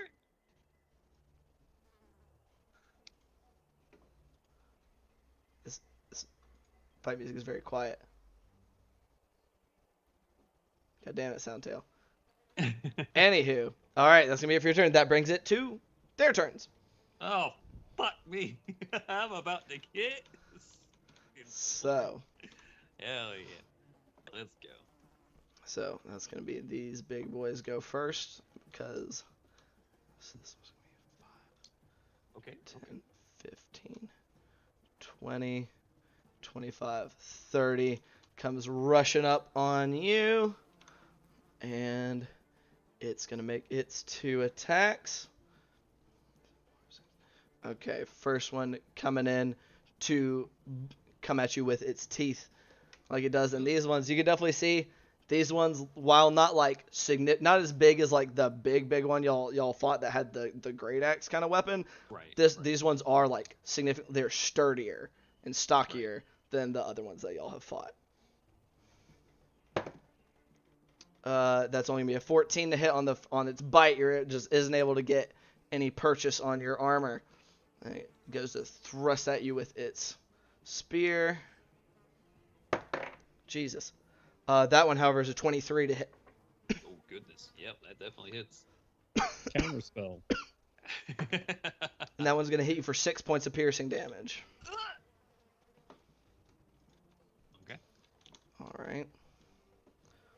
This one is 5, 15, 20, 25, 30 is also going to come up. And I know it looks farther away, but these 2 squares are diagonal to each other. Yep. And it's going to do much the same, except with advantage because you were not missing HP. With the 2 and 3 on the dice, though, it doesn't matter. Those bites just can't seem Nice. to connect. With its spear attack, though, that one is going to be a 21 to hit. Okay. However, that's only going to be 4 points of piercing damage on that one. Rolling real bad. Real lucky. Yeah, rolling real bad, but they come in, those 2 very quickly, trying to put some damage down. This one, 5, 10, 15, 20, is going to kind of move actually in this direction. Actually, yeah, it's going to kind of move in this direction. And it's going to huck one of its spears. It's actually going to move here because that would put it within 20. It's going to huck one of its spears at Jakob. Which, Jakob, you're missing HP, correct? Actually, I don't know if I don't think this applies. You got hit with the poison damage earlier. Because the sniper. Yeah, it's sniper. The snake. Nope. Okay, it's only on melee attack roll, so it doesn't matter. Don't worry. This is gonna huck one of those spears at you. It's actually gonna huck. It's gonna huck 2 of them at you. I'm sorry. Okay. That first one's a 22 to hit. That hits. Dealing 8 points of piercing damage. Attack number 2, however, not being able to make it with a 13 to hit, just kind of glancing off your armor as it goes and pulls out another one of its spears to continue its attack. That then brings us to their little buddies. Which is going to be 5, 10, 20, 25. They're just kind of converging on Bart here. With its bite, natural 20 on its bite. Uh-oh. Counter spell. Advantage do be doing things. With only a 1 on the dice, that's going to double to 2. 3 points of piercing damage on that critical bite. I'm sorry, 4 points of piercing damage on the critical bite. Oh. Second attack, coming in at a 22, rolling really high. With its spear, that is the wrong die for that one. Still rolling shitty though, only 3 more points of piercing damage. Okay. And the last one,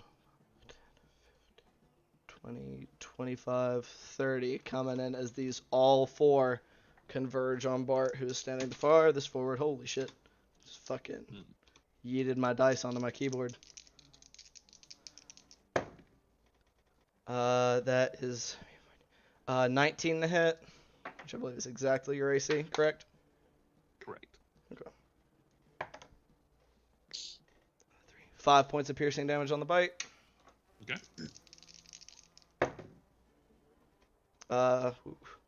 23 to hit with the spear for another 7 points of piercing damage. As these even as they take these losses, they just come rushing up. 4 of them converging on Bart. That last one hucking a spear. You said the last one was how much damage? Last one was 7. 7 points of piercing damage with its little spears. It came up and kind of slammed it into you with both hands. Alrighty. Ending their turn. That is going to bring us to Julian. These things have come rushing forward at you guys, just like not like the loss of their comrades, not even seeming to slow their pace at all. All right. We'll continue trying to get these little ones picked off. Sure.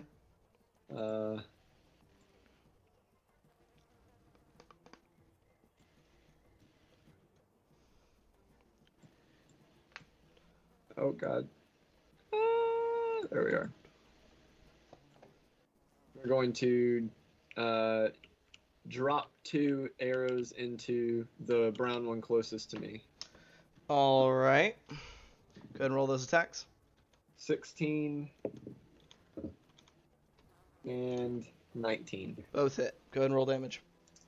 Yay for +8. Makes it really hard to miss. It does. Oh, however, comma, the damage.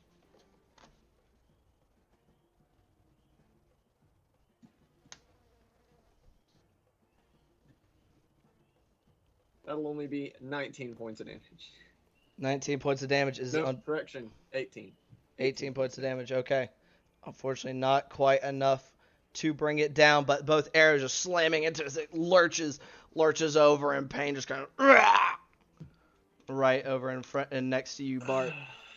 I took 7 attacks, right? Like I got hit by 7, right? I think so. Okay, I was rolling through my concentration checks. Oh yeah. Yep. Did you make them all? Yep. Looking good? Okay, perfect. But 1 was exactly a 10, but I still got it through. Woo, as long as you're sticking on it. Good stuff. Yep. Is that be it for your turn, Julian?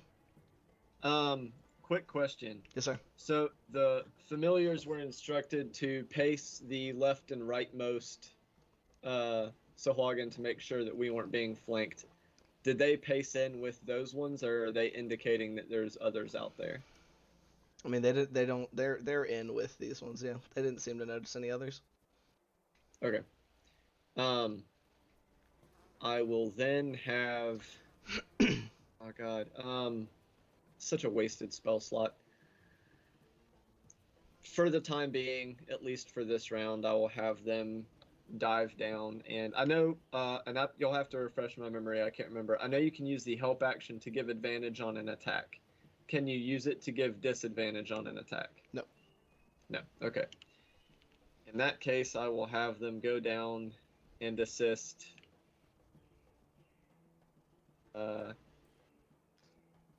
Bart and Jakob, respectively, I suppose. Sure. All right. Does that be it for your turn? Yep. Okay. That then brings us to Gloob's turn. Gloob, you are kind of hidden back there. This is where you're able to get yourself hid. Okay. What are you doing? All right. First things first, I gotta help my buddy Bart out, so I'm going to, from my hidden position, with my crossbow out, I'm gonna hit this one that's just right, like most present to me. So this guy right here, this to one? the left. Okay. Yeah. Go ahead and fire an attack at him. You are hidden. Nice. Oh. That is fucking math is not working for me right now. 26 or something. 26 does hit. Yeah. Holy shit. -2. So 24. Okay, sure. I did bad math. Gotcha. Yeah, that hits still. No, actually, no, it doesn't hit. Sorry. 25 AC. Well, this is the armored guys I'm fighting at, I'm firing at. So their AC is not that high. If it was, we were in a situation. That'd be a bad scene. You're like, oh, fuck.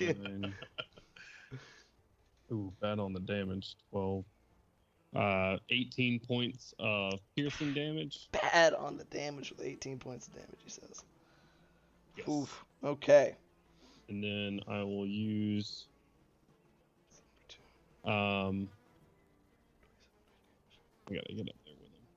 I'm gonna use my movement and bonus action to get right up here with and bringing my rapier out. Okay. Sure. So you're firing your bolt from your head position, slamming into the gaps, but like right behind, like underneath where the straps of its plate are, just kind of slamming into its side as it stumbles briefly, but then it turns and looks and sees you as you rush forward. And when I rush forward and get up there with I was supposed to like grabbing at the bolt, I'll just blow him a kiss. And that'll be my turn. Okay. All right. That then brings us to the bottom, or first to go in the next round. Jakob. Yay! So I'm going to move 5 feet to right here, and I'm going to use something that I haven't gotten to use before. I'm going to use my javelin and lightning. Oh, actually, first. Oh, fuck, I forgot about that. I'm going Hell to yeah! regular javelin this guy to the left. Go ahead and read Javelin of Lightning for me real quick.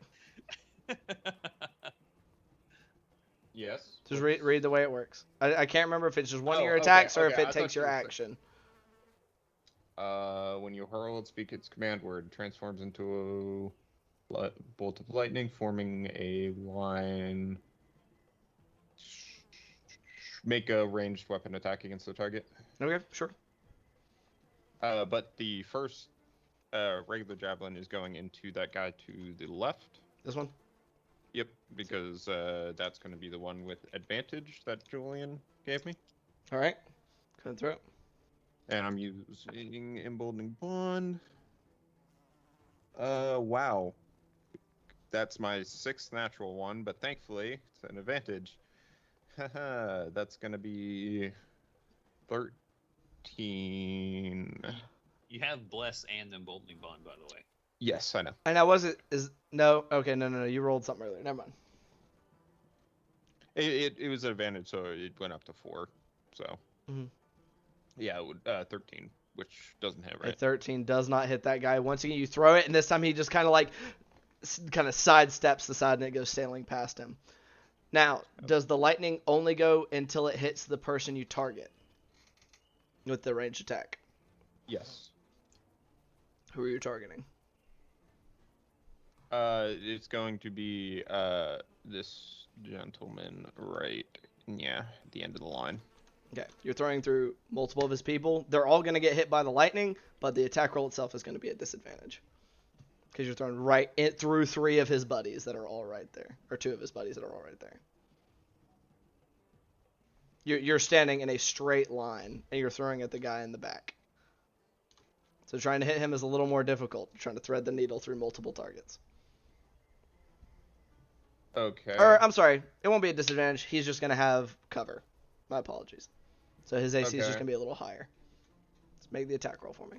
Oh, it's a DC 13 dex saving throw for them. It's not an attack. Yeah. Yeah, it is. he still makes an attack roll with the javelin itself, and then they all make the saving throw. They would have to make it either way. They have to make it either way, but you get more damage on that last target if you hit your attack roll. Yeah, which I Because you- definitely did. It's gonna be Okay. 31. To hit? Nice. Yes. Holy shit. Fucking It's- wild. 15 plus 4 plus 4 plus 8. Oh shit, You you're roll- double fours? Did you use your emboldening bond on the other one? It won't matter either way, but just keep in mind I you can did. only use the Oh, yeah. emboldening bond once. That is my bad. Yeah, no worries. Uh, Just want to make sure we keep that on. So, So 27. start rolling your like I said, it doesn't matter, but go ahead and start rolling out your damage. I'm going to start rolling saving throws. So we got 1 and Do I roll? So the 2. 4d6 lightning damage. Mm-hmm. Do I roll I think that you just for roll each it once. people or You once? just roll Okay. it one time, and then they all make the save against the damage. You said it's a DC 13 deck save? Yes, the one that gets hit does not make a save. He just gets hit with it. I think it's both. Or is it not? I don't know. Nope. On a hit, Okay. the target takes damage from the lightning plus 4d6 lightning. Alrighty, so save on this guy. Fail. Success. And then that's this dude right here. Fail. Okay. What's that damage? 10, 18, so it's going to be 9 is half. Okay. 18 for people that fail. Alright. Yeah. So that's going to be fail for him.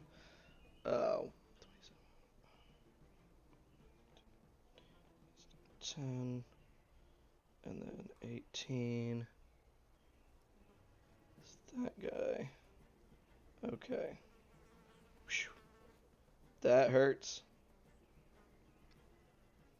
Alright.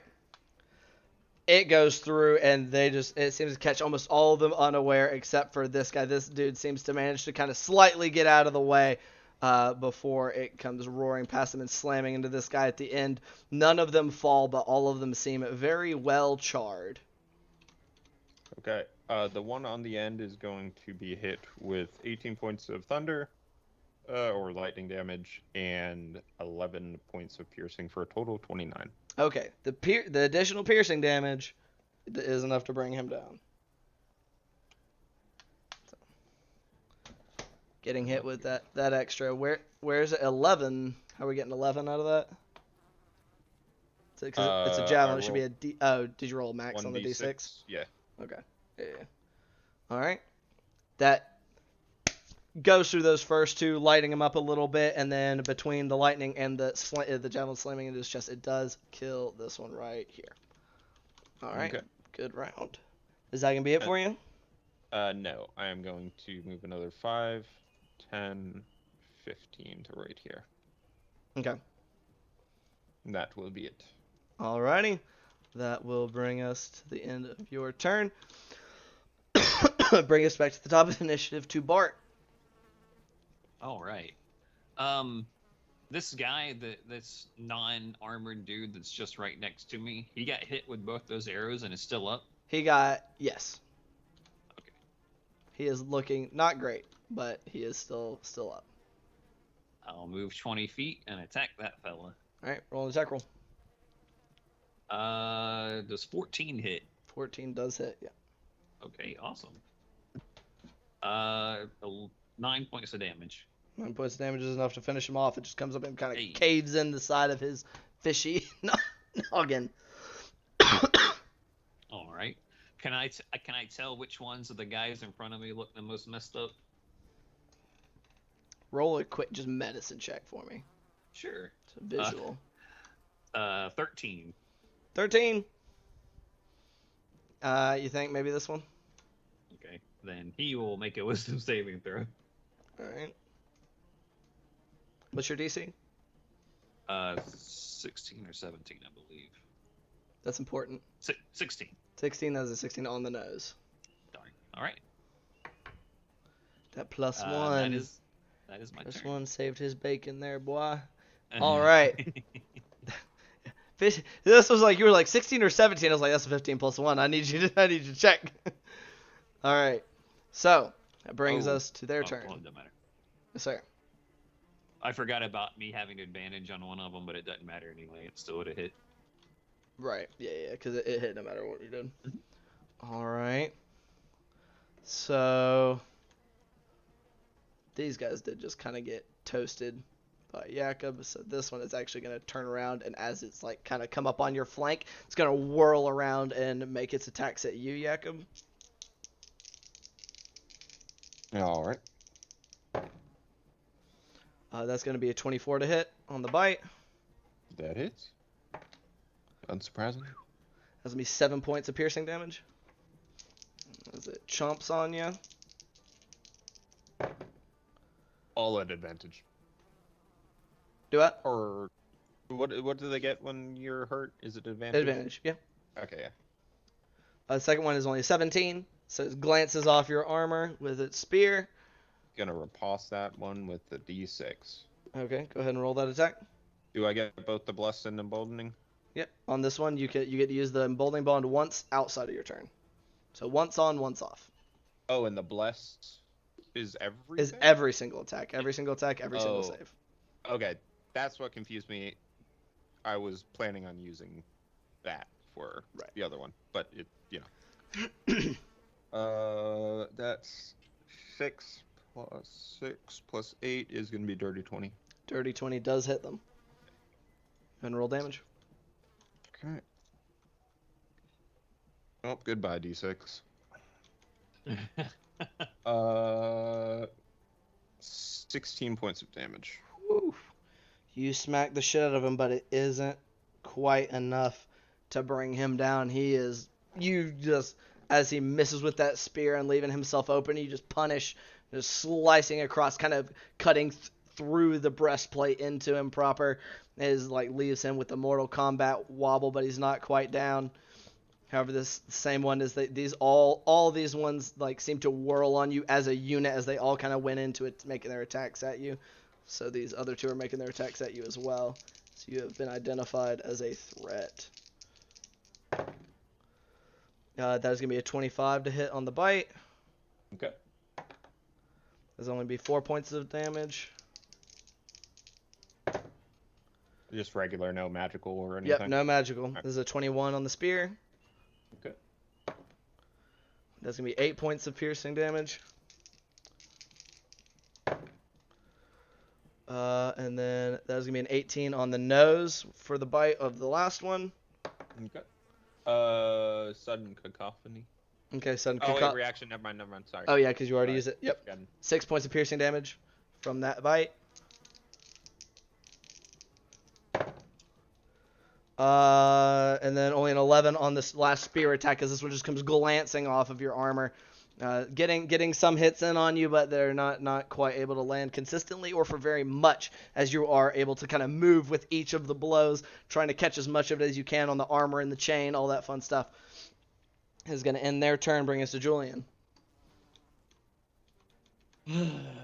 Still mad about that wasted spell slot. All right. Well, you're a full caster now. Stop bitching. No, it's the principle of the matter because in my screenshot I have of the spell does not have it as concentration. So Be like that. I mean, yeah, I'm not mad that it's that way. I'm just mad that I had the wrong information. Right. All right, so 30-foot move will put me right there. And I'm going to dispel them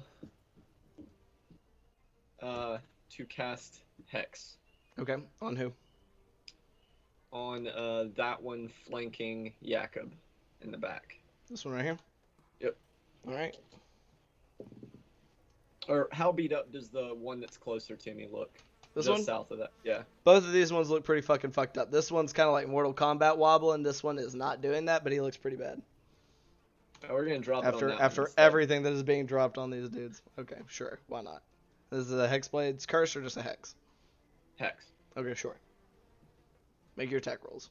I really doubt it'll make a difference, but The fuck number is that? Okay. That'll be a 19. 19 does hit. Go ahead and roll damage.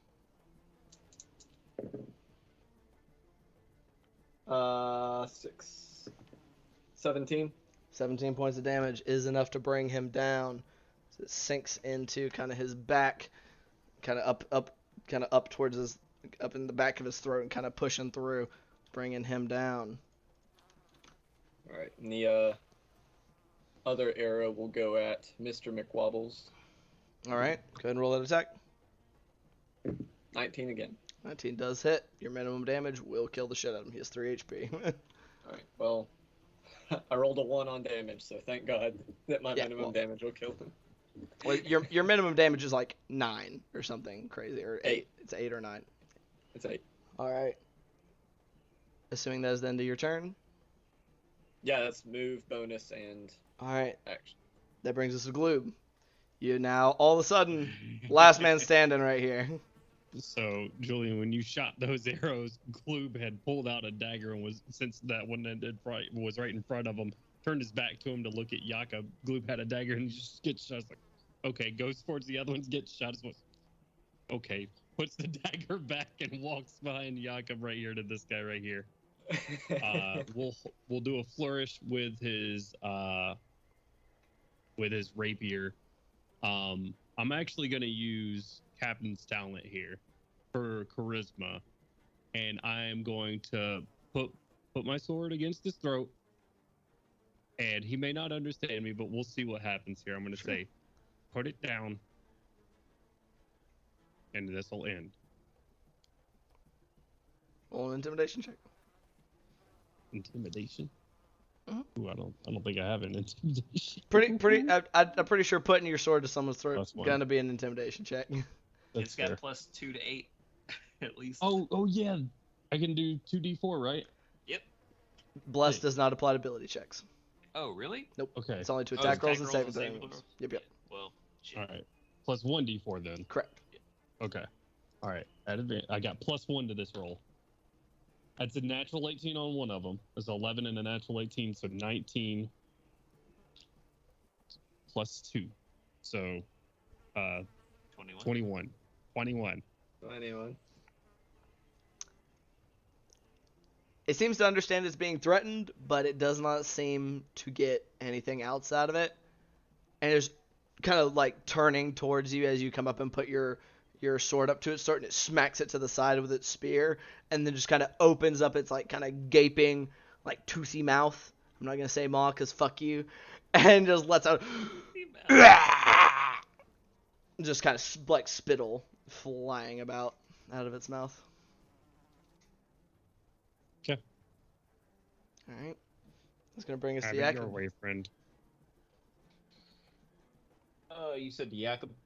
Yep. You All are at the right. bottom of the initiative order. Uh-oh. Great weapon master for the first attack. Just say this guy's about to be fucking tuna. Okay. Blue's just like putting the rapier back away as he sees Jakob turning around. He's just putting his fucking rapier in his belt. All right. Make your attack rolls. That's with both. Yeah, that's gonna fucking hit. That's a 19 plus 4 plus 5, Yeah, that hits. so 28. I think, if that's right. 19 plus 4 plus 5. Yeah. Yeah, 28. Yeah, that's right. Cool. Math. Haha. How's there only a plus 5? Because Oh, yeah, because Great Weapon Master. Down. Oh wait, no, it'd be plus 3, wouldn't it? Because it's minus 5 for Yeah, Great because Weapon you're. Master. Yeah. Did you only use one d4? I use both d4s. Okay. I mean, Oh, you unless, combine them there or combine 20... plus 4? Yeah, I mean, it hits. It hits. It Yeah, doesn't okay. matter. I was just curious. So that's 7 plus 15. 23. 23, yeah, for the first one. It is, or I'm sorry, 22. You smack the shit out of it. It is still standing. All right, that's some bad news for it, because there's going to be a second one coming in, which I can use the bless one for, right? Yeah, bless can Yeah, go on okay. every single I attack. just wanted to make sure. Yep. Wait, no, stop. That's going to be 12. I'm going to use a D8 for precision and strike. Precision it's going to tag's go up broken. to 9, 12, 17. 17 just hits. All right. Your minimum damage will kill it. Decide its fate, as is the last man standing in this combat. As he goes like this to whack away the rapier and hisses at Gloob, just as it bares its throat to me, clean stroke, separating its head from its shoulders. Okay. So you say it, so shall it be. Is it still in the process of this weird kind of roar? Good gracious. At Gloob, you take it and just bring one sword stroke down. Boom! Cutting almost all the way through, and you're just using the momentum to come back up and bring it around for the follow through, separating the head cleanly from its shoulders before it had even finished, like, staggering from the first hit. As y'all calm settles on the battlefield of a bunch of slain Sahuagin. A little bloodied, a couple of you, but none in too bad a shape. That is where we will call tonight's session. Oh, great. So, Awesome. thank Session you all. went fast. I did not realize we were already at 11. I gotta remember to grab that javelin next session. Oh yeah, you will not forget. I would really hope not. But thank you guys so much for coming to play tonight. Thank you guys so much for coming to watch. I hope everybody had a good time. I know I did. And don't forget to come check us out. We stream every Monday and Thursday. And Thursdays, Jesus. Every Monday and Saturday. Mondays we're doing the Saltmarsh here with this crew and myself as the Dungeon Master. On Saturdays we do our Cross Eberron campaign, which is run by Gloob, aka Jonesy, which has some of the same people here in it, but also a ton of others. Bunch of fun guys. Nice big party, a little higher level than this one, so we're getting into much spicier shenanigans. So be sure to come check us out then, and of course don't forget to check out Extra Life down below and donate to a good cause. Before we head out here tonight, we're going to be raiding these guys here at Total Party Chill, and give them some love, tell them hello, because TTRPG community's got to stick up for each other, and we'll talk to y'all later. Bye! Bye. Bye.